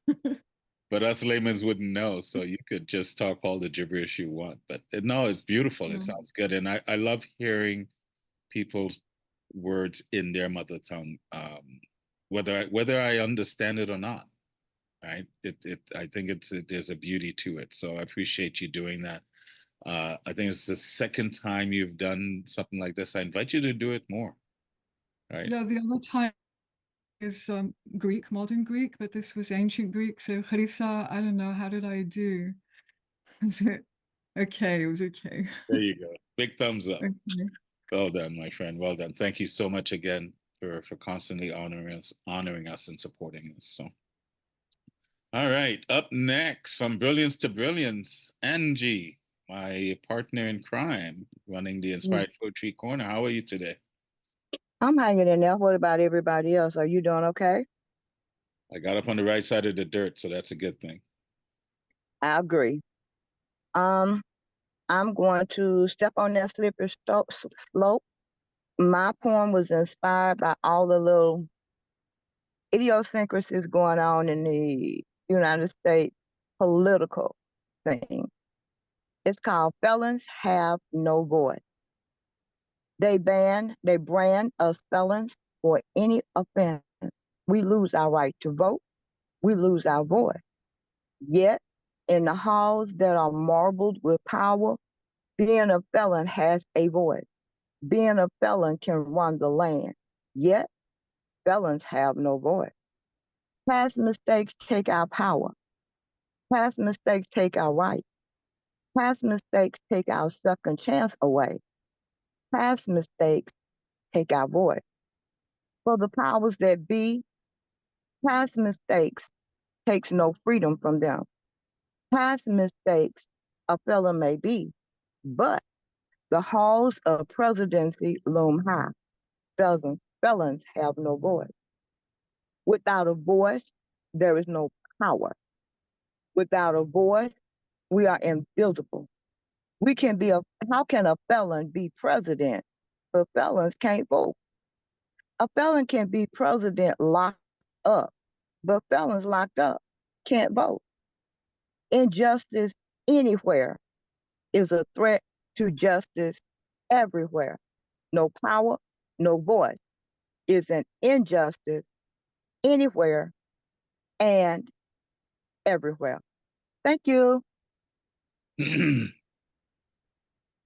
See, I'd much rather hearing you read it than actually reading it. That's a powerful piece, Ange. Well done. Well done. Thank you. Powerful Thank piece. you. Very powerful. And so true and so timely, especially with all the craziness that's going on today. So maybe you're finding another niche and becoming a political commentary and writing political poetry. Well done. Really impressed by that piece. So we'll talk about it more. So Okay. I think that's a piece you'll have to definitely read when we launch our talk show. So That'll work. That'll work. when I keep saying we, I mean Angie. Angie is now, like I said, helping me run the Inspired Poetry Corner and getting involved in developing new vehicles that we want to bring to you poets. So she's another person I invite you. Please reach out and get to know her and talk with her. Another woman with a breadth of wisdom and life experiences. So, all right, from brilliance to brilliance. I know he's a bit under the weather, but Ian Mack, my brother, the professor, the velvet voice. Hopefully, the voice is still velvety today. The mic is yours, my friend. It's a bit gruffer than normal, but okay. I was interested in what Paul had to say about form, and so he mentioned sonnets. I'm doing 3 sonnets here, but most of my sonnets are kind of variations. And I like sonnets because they force you into being succinct and concise. And I think it's always a good skill to have is knowing when to shut up. And with sonnets, you know when to shut up because when you get to 14 lines, you shut up and that's it. And sometimes I start a poem. I'm not intending to write a sonnet, but it naturally falls into that form. So it's something like, and I enjoy it. So the first one I'm going to do is I'm going to share a screen because it's part of a series of ekphrastic poems based on Japanese prints. And so here's, let me just share this one. It's called Sonnet number 93. Excuse me. Mother figure, sister moon. So there was the print. There's you've got the Torii gates in the dusk, in sort of the far dusk there, and the moon shining across the ripples of the lake. Mother figure, sister moon, shining down, showering her translucent mystical light, extending a guiding path, showing the way, holding up a beacon to entice or cajole the mewling, reticent child, the lonely, lost, wandering soul. And for the guileless adolescent, the young woman tottering on those first tentative steps, seeking guidance, how to evade the shoals and sly traps laid by a world that devours its young, given half a chance. For this first, let me just stop sharing. And I've written a couple of poems more recently, which I haven't read before. And this one came about, as I said, sometimes you never know what's going to pop up. But I was awoken about 2 or 3 o'clock in the morning by the rain drops hitting my window, the bedroom window. And I suddenly think, oh, the rain at my window. I picked up my notebook and started writing down a couple of lines. And this is what I ended up with. So it's the rain at my window. The rain at my window, falling in gentle cadences, offers up a late night lullaby to gently rock my dreams into reviving reminiscences. It falls like soft tears, soothing, refreshing droplets, wiping away the fretful, dust-laden, dead weight hanging on the day's chores, the tiresome distractions, and now the night air is washed clean, cleansed of all its impurities, those niggling, flinty adversities that lodge beneath sleepless, tired eyelids. And finally, and that was one, a recent one, and wrote it was last week. I had a dental appointment last Tuesday, and I had a big needle and Novocaine stuck in my mouth, and of course, I had about 3 or 4 hours of a numb face. Not even that. My mouth felt completely different from the inside. My tongue trying to feel my teeth. It felt as if I'd had the whole set of teeth rearranged. And I was told, oh, you mustn't eat or drink anything hot. So I went into town, went into my favorite place, Cafe Nero's, for a coffee. And I said, oh, I've got to have something cool. So the barista there said, oh, we can have an iced Americano. Oh, right. So I started writing a poem. It came to more than 14 lines, but as I sat there, I started redrafting it. It actually naturally turned into 14 lines. So it's this iced Americano, an accidental sonnet. Needs must when needs be. Following dental work, something cold is what my dentist tells me I need to drink. Not warm, not hot, definitely. So the choice is somewhat restricted as I sit here in Cafe Nero's, sipping iced Americano, though I could, I suppose, have gone just as easily for iced tea. But then again, as this Novocaine wears off oh so gradually, what I really need is an extra shot of cold coffee and caffeine. Thank you.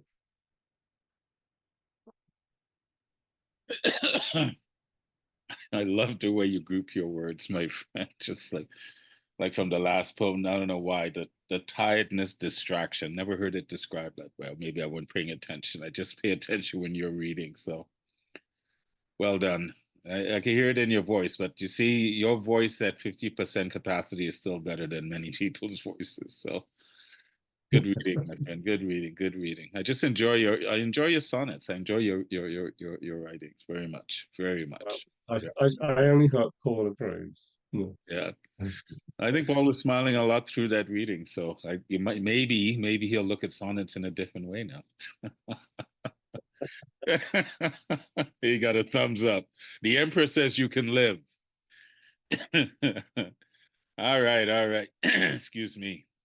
From brilliance to brilliance. My friend Scott, good to see you back, my friend.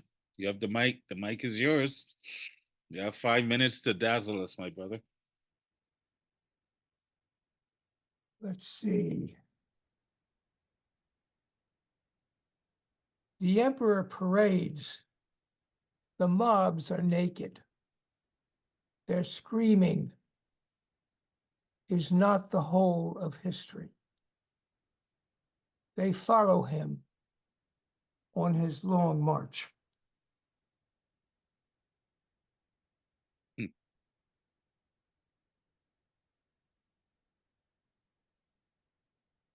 Since we have a somewhat different crowd today, I'm going to read this one.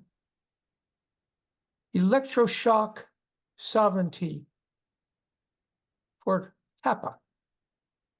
Refuse of stars, hemmed by streets, seeking skies untainted. Mind dims, pain encircles. Save your degrees. Stay on your pedestals. Drink your own lightning. We are more than the ledgers of our naming, louder than the silence of our living.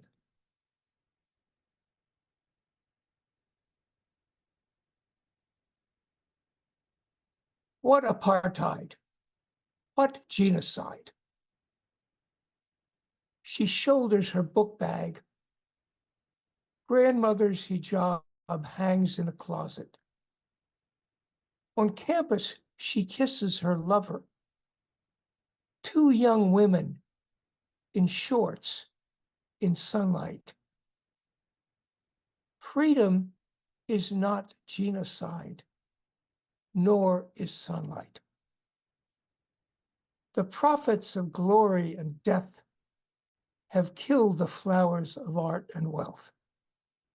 Homes are husks, memory forbidden. Shops are filled, coffers bursting. Deception starves the people. The world surrounds the billboards of history.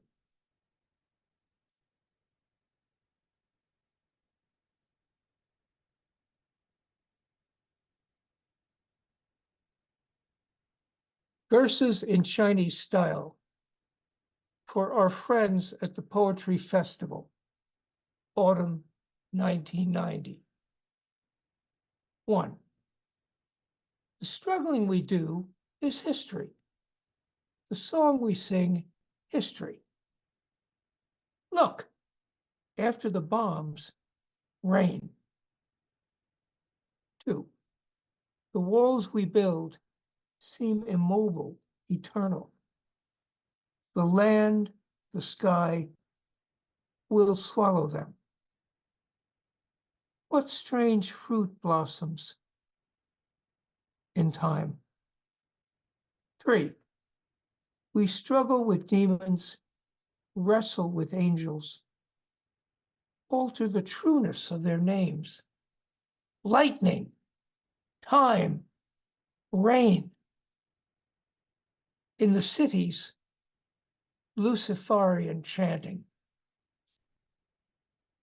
Some when long-horned antelope will run up from the sea, graze the streets of seaport towns. Hard mist is everywhere. Let us spin wheels over prairies into mountains, you and I. The malingerer goes to the movies for Colin Kempner and for Judith Wright. You're sitting there, it's getting harder to breathe. Seems like a little man, a gnome, has crept up the back of your seat and dropped a net into your head, over your brain. You glance at the woman sitting next to you, and she isn't there. You turn back to the screen. It seems unreal like a bad film. Are you in a theater at all? Are you in a room filled with water? Are there any people here? Show's over. You're out in the parking lot, wondering how to get home. Thank you. Brilliant reading, Scott. Love those pieces. Love those pieces. You're another voice I'm gonna have on a talk show in the fall. I love the line, "The world surrounds the billboards of history." That's a poem by itself right there. Well done, my friend. Well done. Really good reading. Very composed and poignant for the times that we're living. So Well, today headlines, polarization, with the mass communication of the internet, these have gotten not better, but worse. The tendency to think you can understand something because you can repeat cliches. well, You know? you and I we'll definitely attack those subjects when we talk, not just one-on-one, but when we talk on the show, because I agree. Many think they're writing about truths, but anyway, we'll get into that. So, but thank you for that reading. That was very well done. Really enjoyed that, and thank you again for your continued support. So, all right, from brilliance to brilliance, and from we have two poet laureates in the house today. So I think everyone in this room knows this next young man that's coming up. He's not just a poet, but he's a person that creates space for others to shine as well. So I have a lot of respect for what he does. And I say from brilliance to brilliance, because you are brilliant, my friend, in many aspects. So congratulations on Deb choosing you to be a Beat Laureate, and one and only Finn Hall. All right, hi, thank you. I'm going to do two today. One's a new one. It's called Lou Reed's Breakfast, and it's a true story-ish. West Village, near Abingdon Square, you know, where Phil sells his pottery. Well, he didn't then, because this was some time ago, but he does now. Saturdays, when he's not doing tours, walking tours. There's a bar owned by Jason, Irish guy, didn't know how to make tea. Or was it coffee? Sometime around the East Coast power out, I know, I was there, 6 a.m., free to those walking down to work. You couldn't go home, but this was not that day. And Lou comes in, breakfast time, takes a seat, young girl, waitressing, takes his order. This is the same place Rod Stewart came to. Not then, but another time, when it was called by another name. Eggs. Lou wanted eggs.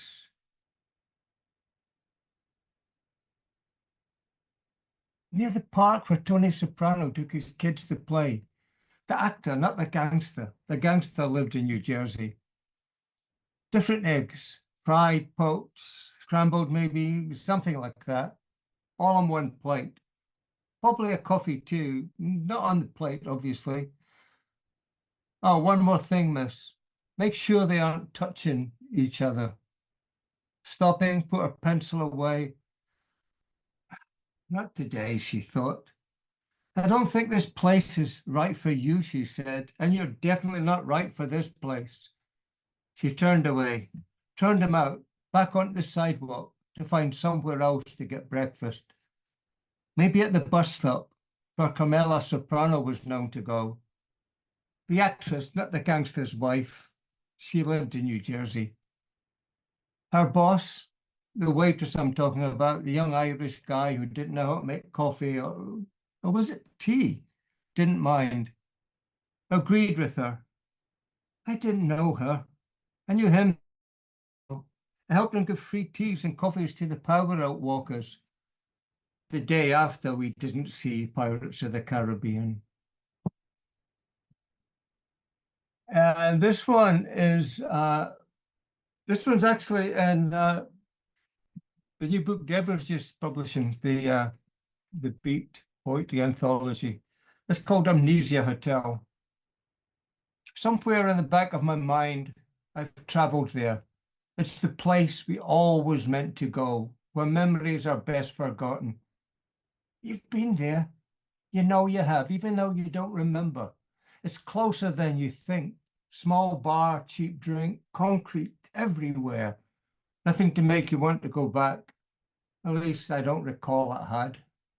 The dusty receptionist looked a lot like the dusty bartender who had a dusty dog called, yep, Dust.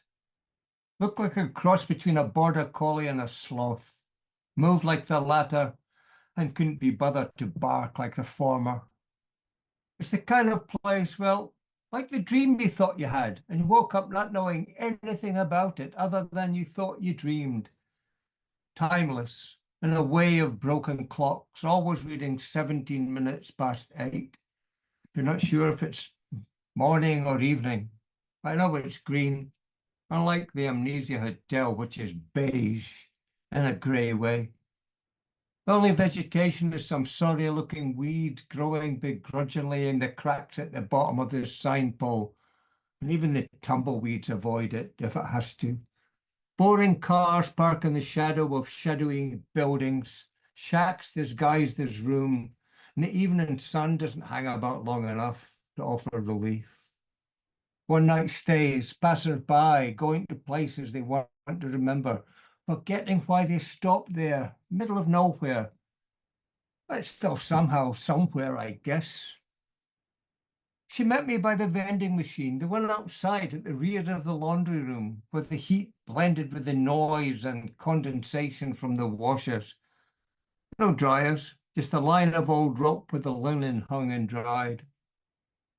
We chatted about nothing as we drank our warm and fizzy low-brand colas, then went our separate ways. As much excitement as you could get in a place to forget, somewhere out there. But don't ask me for directions. I couldn't tell you where it is. Thank you. Oh, Finn, brilliant storytelling, my friend. Brilliant storytelling.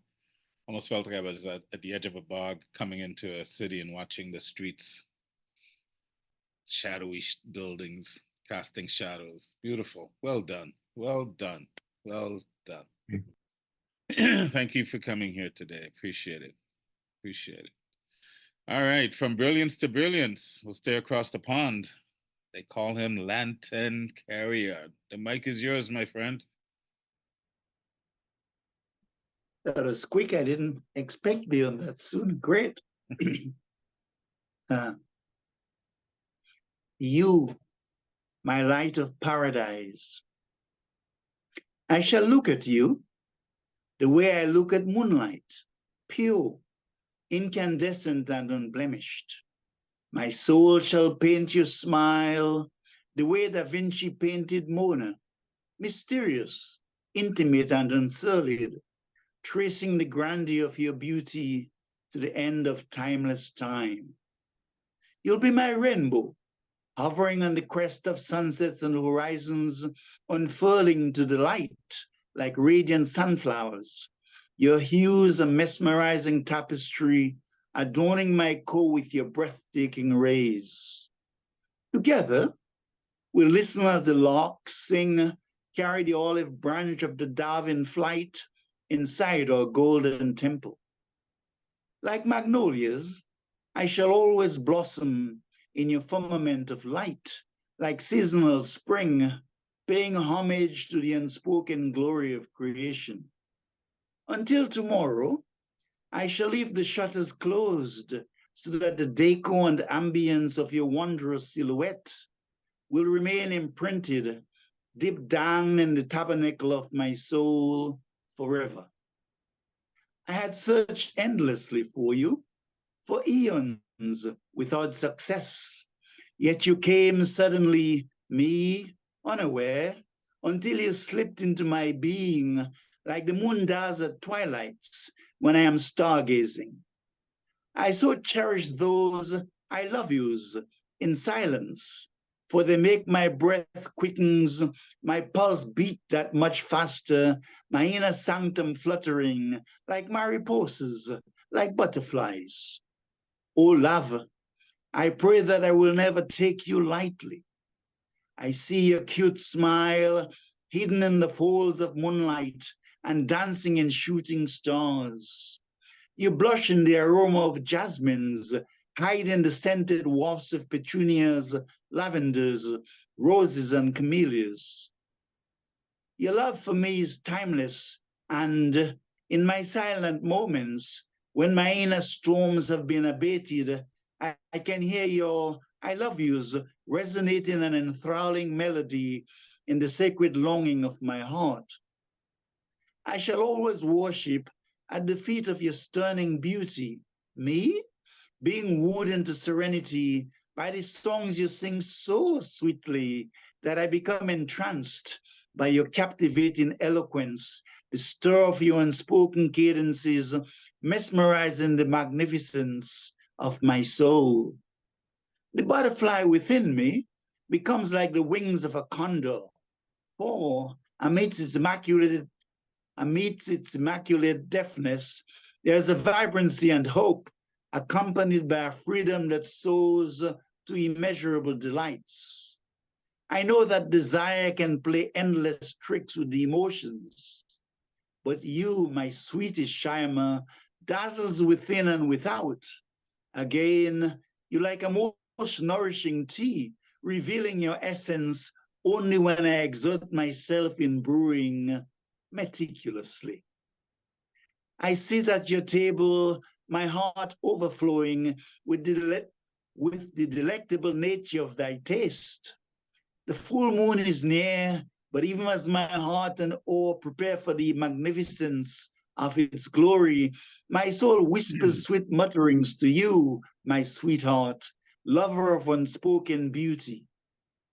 This creation is full of heroic emotions, but you and you alone are the light of my destiny.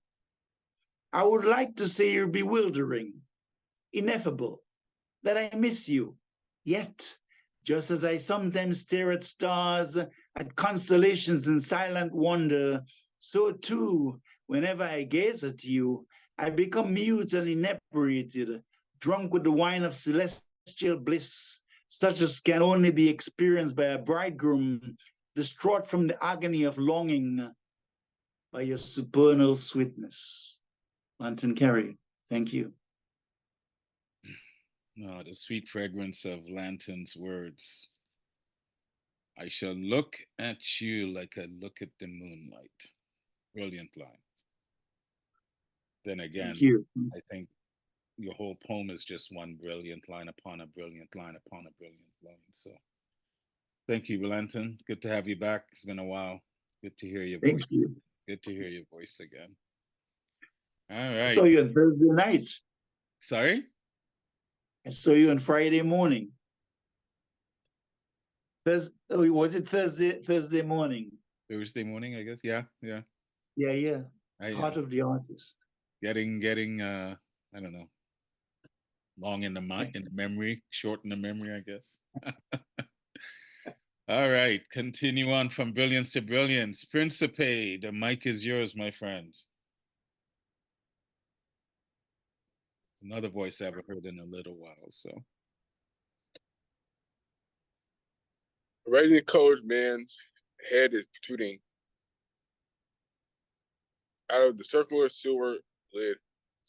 His bulging black eyes stare like a telescope of a capsule-filled like submarine. Within the nebulous background, a stern and powerful look cuts up his polished brown skin. The metal gray silly putty lid is partially opened by his hand alone. On the outside of work, he's stretching those dollars. That's poverty on his collar. Moreover, those searching eyes look like black-eyed peas. He's doing a working class day's work. in a striped flannel. The man got to eat and feed his family so they can Sunday shine and dine, all because of a long day's work under the clicking and ticking clock. Thank you.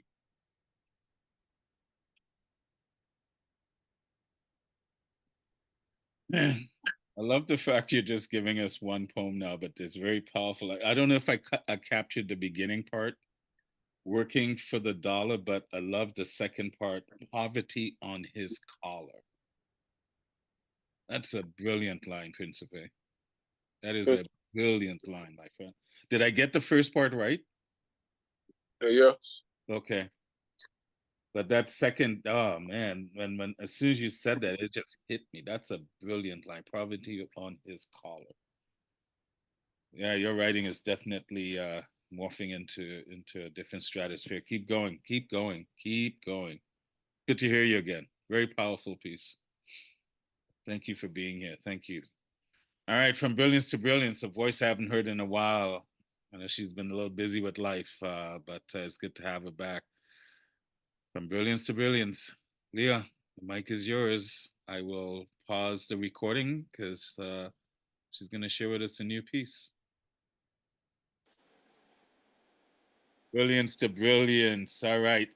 We have these next two poets are going to do a collaborative piece, which I'm always grateful that they do when they come to Inspired Poetry Corner.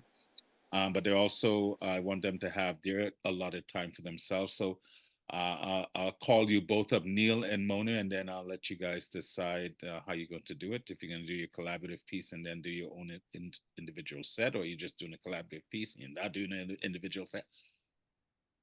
What I'm trying to say is the mic is yours.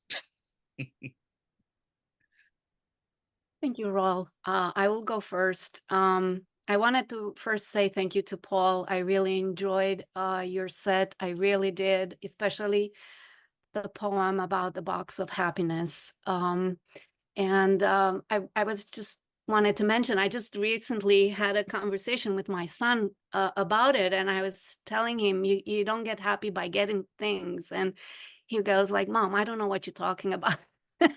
But I guess this is a work of a lifetime to figure out, like how there's two ways to be unhappy in this world. One is not to get what you want, and then the other one is to get what you want. So it's a work of a lifetime. I'm thinking maybe one day he will learn to roll down the window. So for that reason, I want to read this poem, and then I will present the collaborative piece with Neil. But first, I want to read a poem along these lines, right? Why I bake. I do not recall the exact moment I knew I have to bake as if my life depends on it. The first time I saw an alchemy of perfect proportions, poems in a slice of bread. The first time I realized ancestors are speaking flour and water. How sourdough gathers their kindness out of thin air. The first time I heard them and felt they still knew how to pray. Their voice intertwined with mine, whispering words that could easily pass unnoticed, unheeded. Slow down, or more, or less. Enough, enough. I do remember the weight, the clouds of flour, the slant light beams on my kneading hands, the stretched and folded sticky dough coalescing slowly, built elastic with love. The hours and hours of rising, and how I learned one day to stand tall in the heat. The countless times I thought nothing will come of it, and how one day I knew that even nothing at all is also something, and how we long for that moment. Please break this bread with me and feel it reaching you like light, the far distant galaxies of your body. A morsel of this is enough. Slow down and breathe with me. A morsel is enough. Enough. And now I'm ready to present a collaborative piece with Neil. This is one of our latest video collaboration. And I'll just let it speak for itself. Hopefully the sound comes through well and everything. But let me know if it doesn't.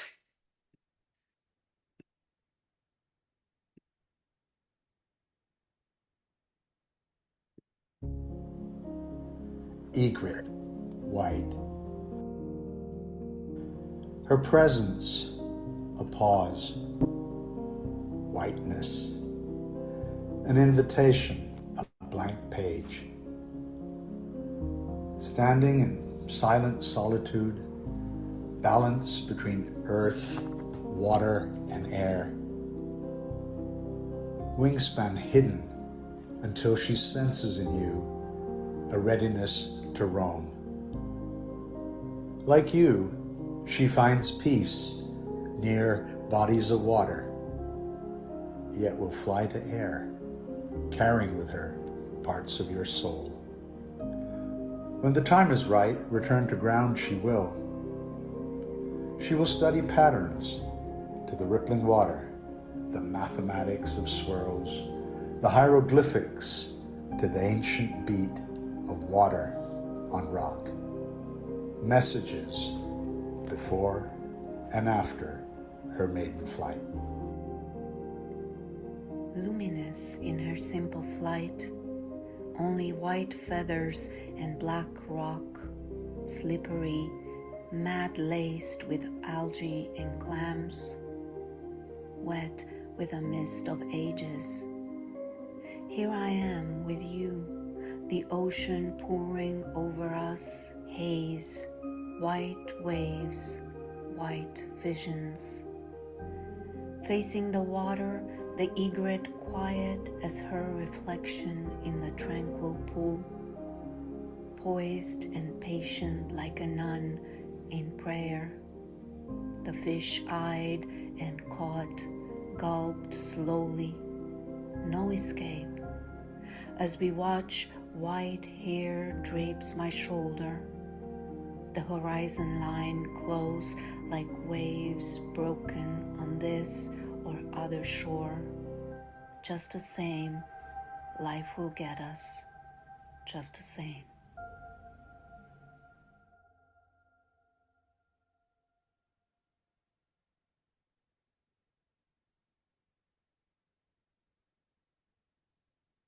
Thank you, everyone.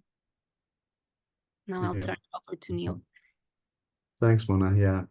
Sorry, I'm a little under the weather, so I've just kind of been off camera. I'll gonna try and read out a poem I wrote recently called The Banyan Tree. So here goes.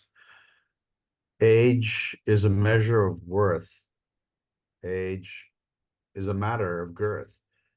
Annulus, annuli, over 2 centuries and more, aerial props, roots that drop to the ground like anchors, steadying a ship through wind and storm. Meanwhile, almost at a glacial creep, the stealthy spread of root and branch, staking a claim, a land grab over the ages, growth that is both deep and wide.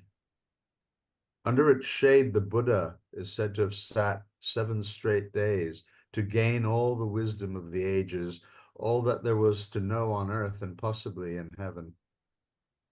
Way back when, and to this day, pilgrims circumambulate this most venerable of trees thrice, calling out to the trinity of Hindu gods, the creator, the preserver, and the destroyer, residing in its roots, branches, and leaves. In Paradise Lost, John Milton clothed Adam and Eve in leaves from this tree, thus dating its ancient origins and reminding us that this giant tree belongs to the fig family. Its spirit teaching us to slow down, that time can be on our side, and that there is much to be learned by those who might quiet their minds. Okay, thank you. Brilliant, my friend. Slow down. Time can be on our side. Brilliant line. Beautiful piece. Thank you. I can tell you're feeling a little under the weather. Hope you feel better. Seems like many are sick these days. So, and that collaborative piece, wow.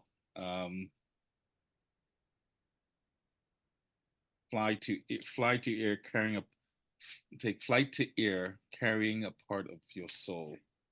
I just love that whole feel and vibe of that collaborative. The words, both your words, because I'm assuming it's a collaborative where you're both writing, but it just fits the photography and the music so well, right? It was well done. It was well done. Very powerful piece.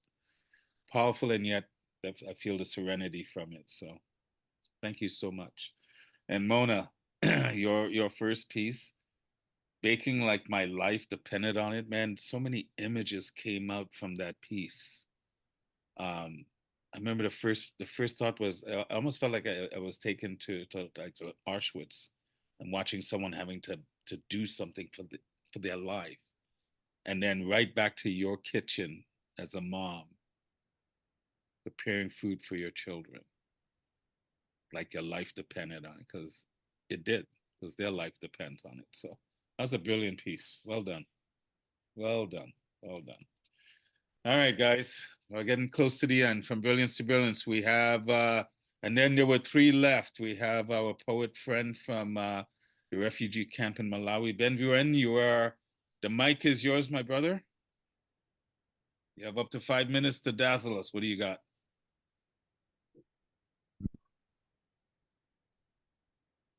Run, run, run, run to save your shadow.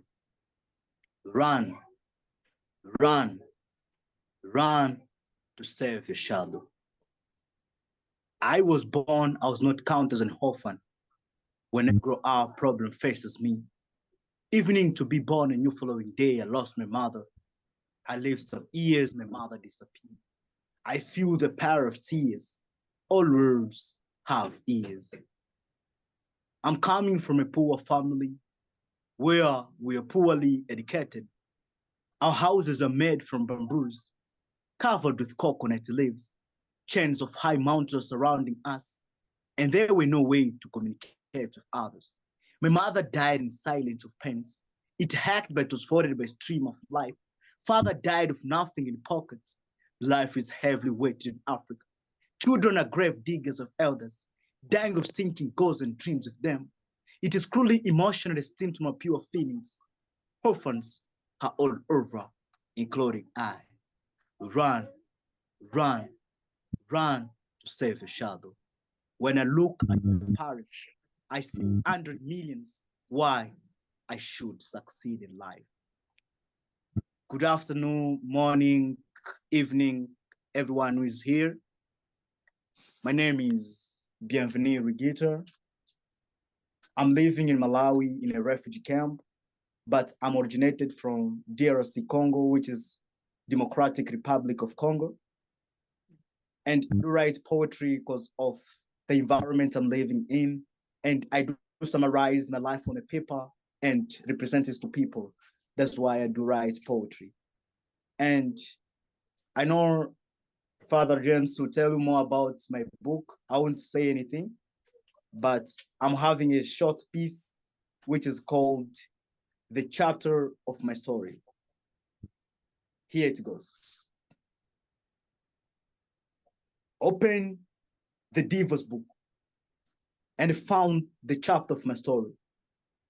I sucked for death for torture, but I didn't find it. I was resting on a railway. At night, the sun laughing for my day. My life was full of water and demons were playing it. Losing my tears in glory, waiting for the lost glory. I flee from my mother's land. When it start dropping my head, bullets from guns are crying in my eyes. Candles were burnt in water, and I am from the remote area where bicycles are seen as aeroplanes, hitting 1 time per day, and I was thin as a blind speaking tree. We dream to swim but floating. Mosquitoes are my best friend at night. Street beans my resting place in the day, and I found myself in this broken Zaleka. It sounds strange to you, but it's a photo of my boomed past. My mama was a friend to Lucifer, changing men's as clothes, and I am from the womb of a lion. But you can't accept, learning is a catcher, books in hand with no shoes, preparing for future, and begging was my job in the street. I was feeding myself with their feet. Fashion clothes will never hug my body. A hole was my pen, a book my feet expressing my thoughts on it. Then I was called Bienvenue, because begging was my job in the street, feeding myself with their feet. Then I am proud to be called Ruhigita, because my past was smelling bitter, fasting for 4 days, waiting for a letter. It was plenty ugly, sad, enjoying sad moments in countless time. In my past, graves were crying for my body, sweat was decaying in my face, my feelings were feasted to my relatives, dark light shining on my face, and I am coming from the remote area. This chapter of my story is between loneliness and sadness in the book of Satan. Blow and flow, you hear blow to this flow, then you find my history. Open the Diva's book and found the chapter of my story. My life was in the hand of a Satan, but God is still it. And now I'm sliding my feelings on sheets of paper, but tears can't stop crying in my eyes. I'm not living a better life, but this is the first chapter of my story. Thank you.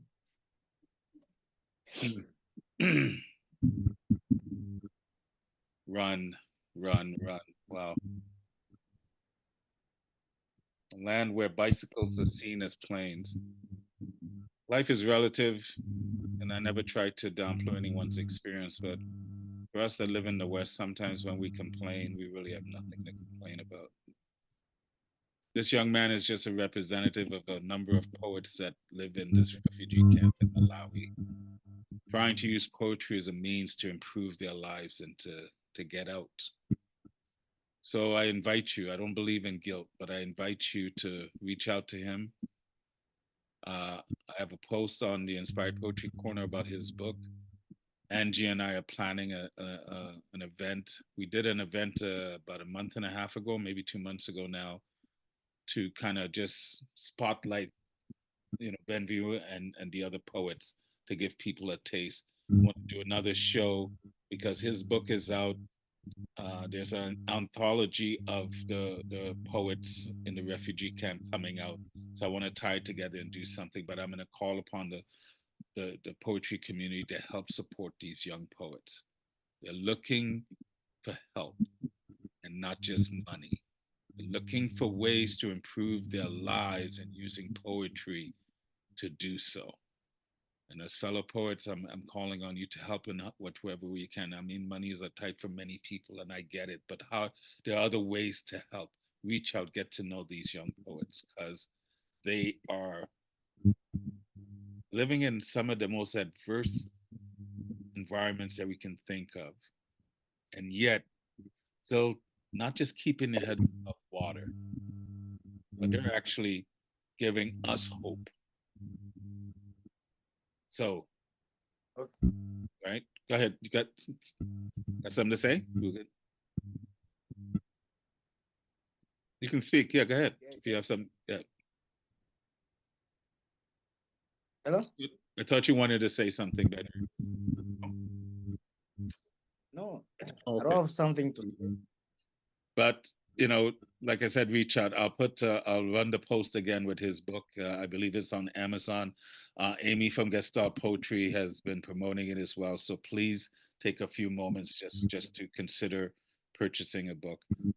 And stay tuned for the event that's coming, because we're going to use it as a fundraiser to try to help them in whichever way we can. But I appreciate it. I'm glad your connection came through. I was kind of concerned when I didn't see you earlier, because they can't always count on reliable Wi-Fi where they are. So the mere fact that it held out and it's still daylight meant you were here to be here today. You represent yourself very well. Very well. Like I said, you give us hope. Thank you. Give us hope. So keep doing. I know it sucks. I can only imagine, you know, but nothing lasts forever. There's a time and season for everything. Just keep the faith. Keep the faith.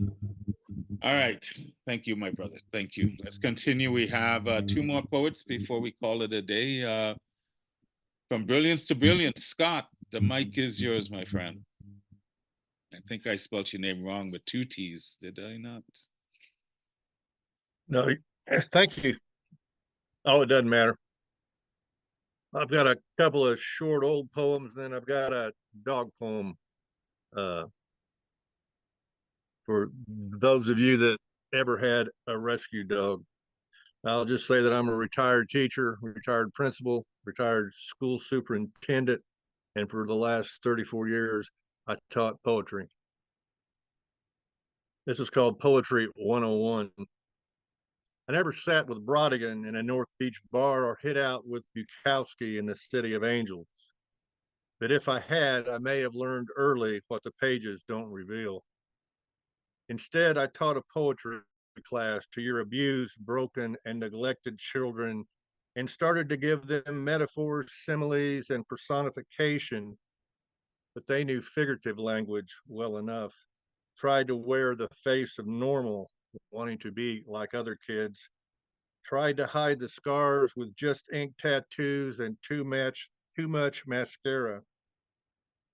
They read their poems of incest, of rape, of beatings, of parents in prison, of foster homes, of being hooked on meth made down a dead-end country road, of how life is not supposed to be at age 15.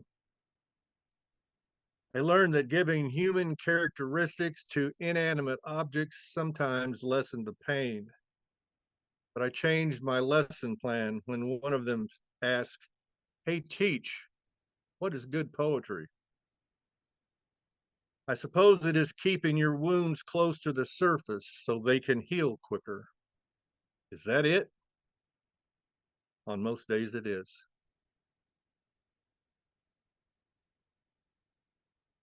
That's my explanation, Lee. This next one is written about my older brother.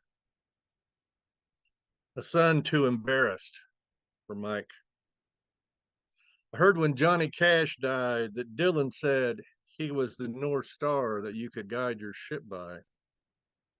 I remember you shifting through the gears of your midnight green 65 Chevelle, Mickey Thompson mags on the way to Mugs Up to see your best girl. And how you always did the right thing, playing it safe. Never taking risks, never going head on into that good night. I remember how multiple wives and roommates each altered your DNA just enough before cleaning you out. How each one chipped away at you until there was only dust. I can tell you it was good weather for a funeral. The sun too embarrassed to show its face. But it is never a good day except for those that cashed in, stood graveside, blank-faced, with hands in their pockets. And you know, that girl from Mugs Up was the only one to speak when asked for comments. She broke the quiet awkwardness, said you had the best smile, and stopped, left it at that. But I knew there was more that wasn't said. Hiding behind sunglasses and fighting tears, I remembered the way you laughed the most. Walking to the car when everyone promised to keep in touch, I repeated in my head, hoping you could hear, growing up, you were my Johnny Cash. And the last one.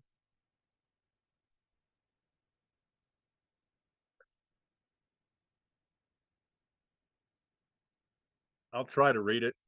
Dog poems are kind of tough to read. It's a poem for Thelma. I buried your dog today. Well, it actually wasn't today, but it took 6 months before I could write this. Remember the one that 13 years ago you dumped in the Walmart parking lot? Was she not trainable? Did she chew up your shoe like most pups do, or have an accident because she left her in too long? Her name was Thelma Lou. She had a good life and thought her only job was to love and protect us, and she did. We thought that was our job too, and we did. I buried her in our field by the oak trees, where we sat and watched the sunrise and the goats play, and where she will be the first to hear the whippoorwills return and the pond frogs singing at night. She made the daily rounds with me as I fed the other animals when it rained, when it snowed, when she could barely stand and walk, until she could no more. On good days, she watched from the porch with those sad brown eyes lowered as if to say, "I'm sorry, Dad," waiting on me until I was ready. But then I had to help her back up the steps. I buried Thelma Lou today. Her hair on her muzzle had turned white from all the years we had loved each other, from all the years that went too fast. I found that when you think you have all the time in the world, you don't. Big dogs still get old, and old men can still cry. But in growing together, I hope there's a bridge and your tail will be wagging. It has always been my impulse when one dog died to replace it with another. But this time I did not. No, not this time. Thank you.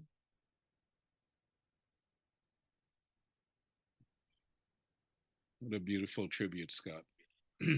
Beautiful. Big dogs can die and old men can still cry. Good for you. That narrative observation of life, I hear it like when listening to Paul, I hear it in your poetry. I've heard it the first time I heard you a few months ago now. And I heard it so vibrantly today, so vibrantly, and particularly in that piece. Beautiful tribute. Well done. Thank you. I'm not surprised you're a former teacher as well. Not surprised at all. All right. Well, we are down to the last poet for this session of the Inspired Poetry Corner. I purposely wanted to keep Eddy last. I try to switch it up for years. For months, it was Lanton and then Ian and so forth. And I wanted to end on a vibrant note, not just humorous, but a vibrant note. So, Mr. Foreman, the mic is yours, my brother. Hello, bro, like no other words like thunder. Let's have a toast to the host that we love the most. And thank you, Paul, for being true as blue and standing tall. All right, my name is Ed Potasso, feeling fantastic. Please tell me you can join my rhyme Papa Sublime. I got two pieces, so I won't take too much time. The first piece is called Drawn into the Smudge. Drawn to the smudge. We were created by earth, the dirt of rebirth. We're our seeds. We breathe, she bleeds. Strengthen her mud, soak in the floods. We're flowers in her image, roots without any limits. We don't show you love. Your voices are the winds above. We feel your earthquakes while you painfully ache. We see your thunderstorms, your frantic cries as a newborn. We touch your hurricanes, the wails of growing pains. We drink your tsunamis, the water cleans your body. We hear you, our mother, we feel your thunder. Yes, we understand and do. Sorry to be a burden to you. And mother's work is never done. Thank you for being our son. Forgive your uprooted trees. We are pieces of your humanity. Thank you. And I got Raw's favorites. This is called Anti-Twilight Zone.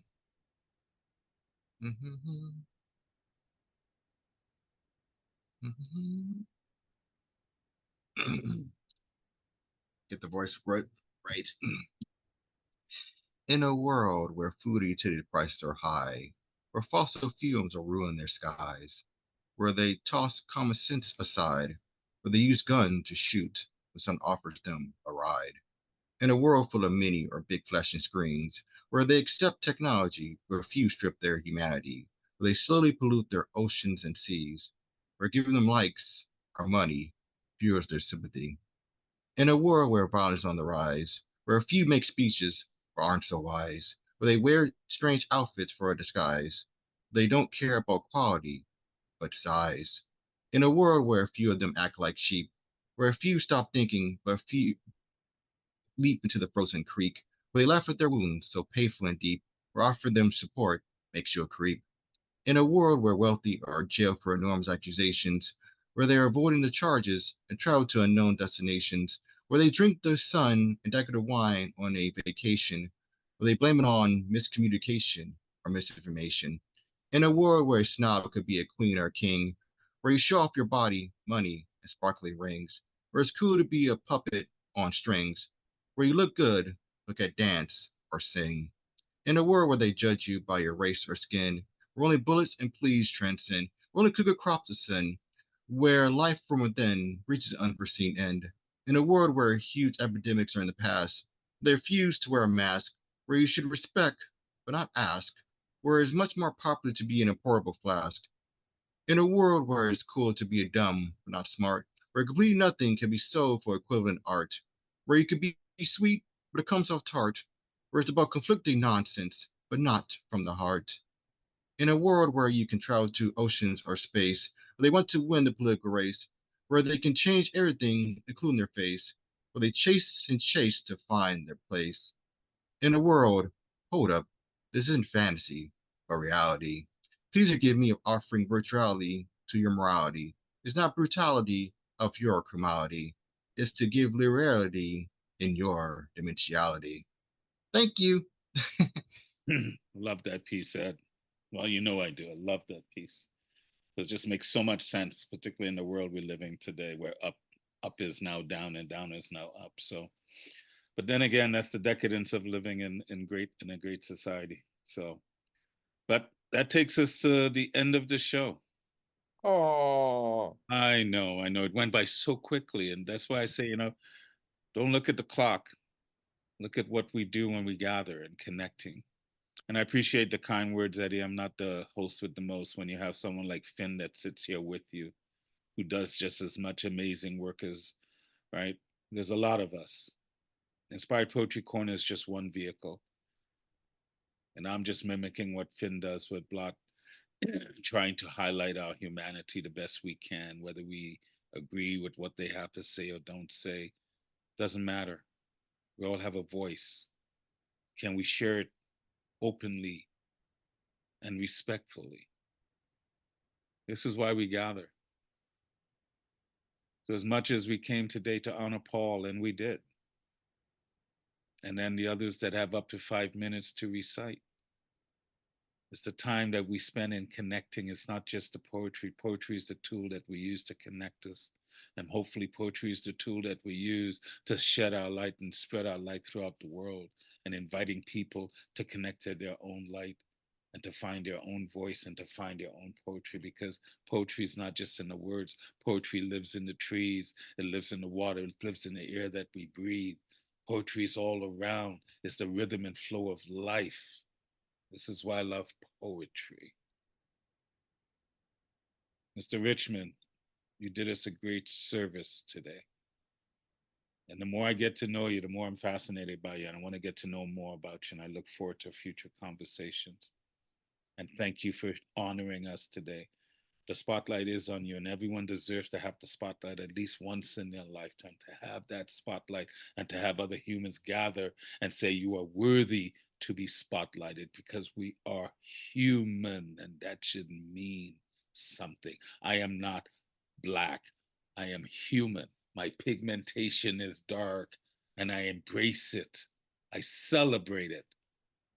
But it does not, I am not a part of the Black race. I am part of the human race. That's who we are.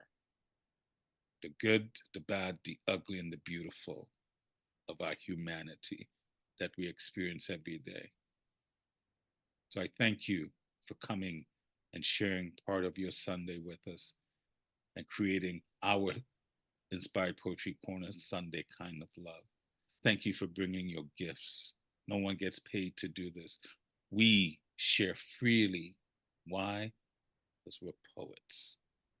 And at the end of the day, the ability to write and then to speak it and then to share it is something that we should not take for granted. I invite you to keep picking up the pen.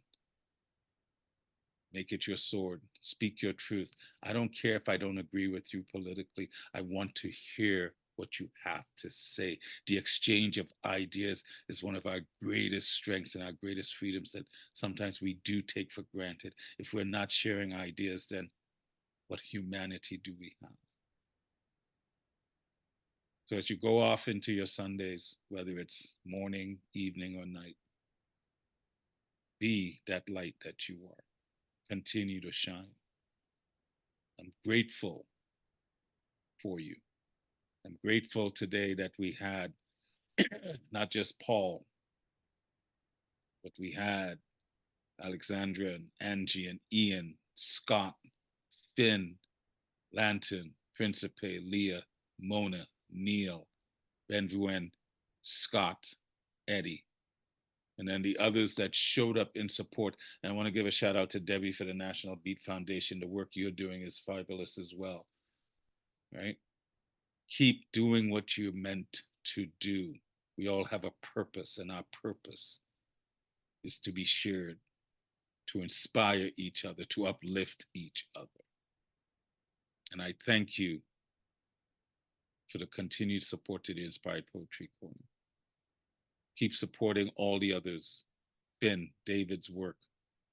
There's a lot of great people out there trying to help uplift our human consciousness. So I will end it on that note, and just to simply say, I love you all. Go be amazing. Go be magnificent. And just know that you are loved. And be gentle with yourself so you can be gentle with others. Until we meet again, peace.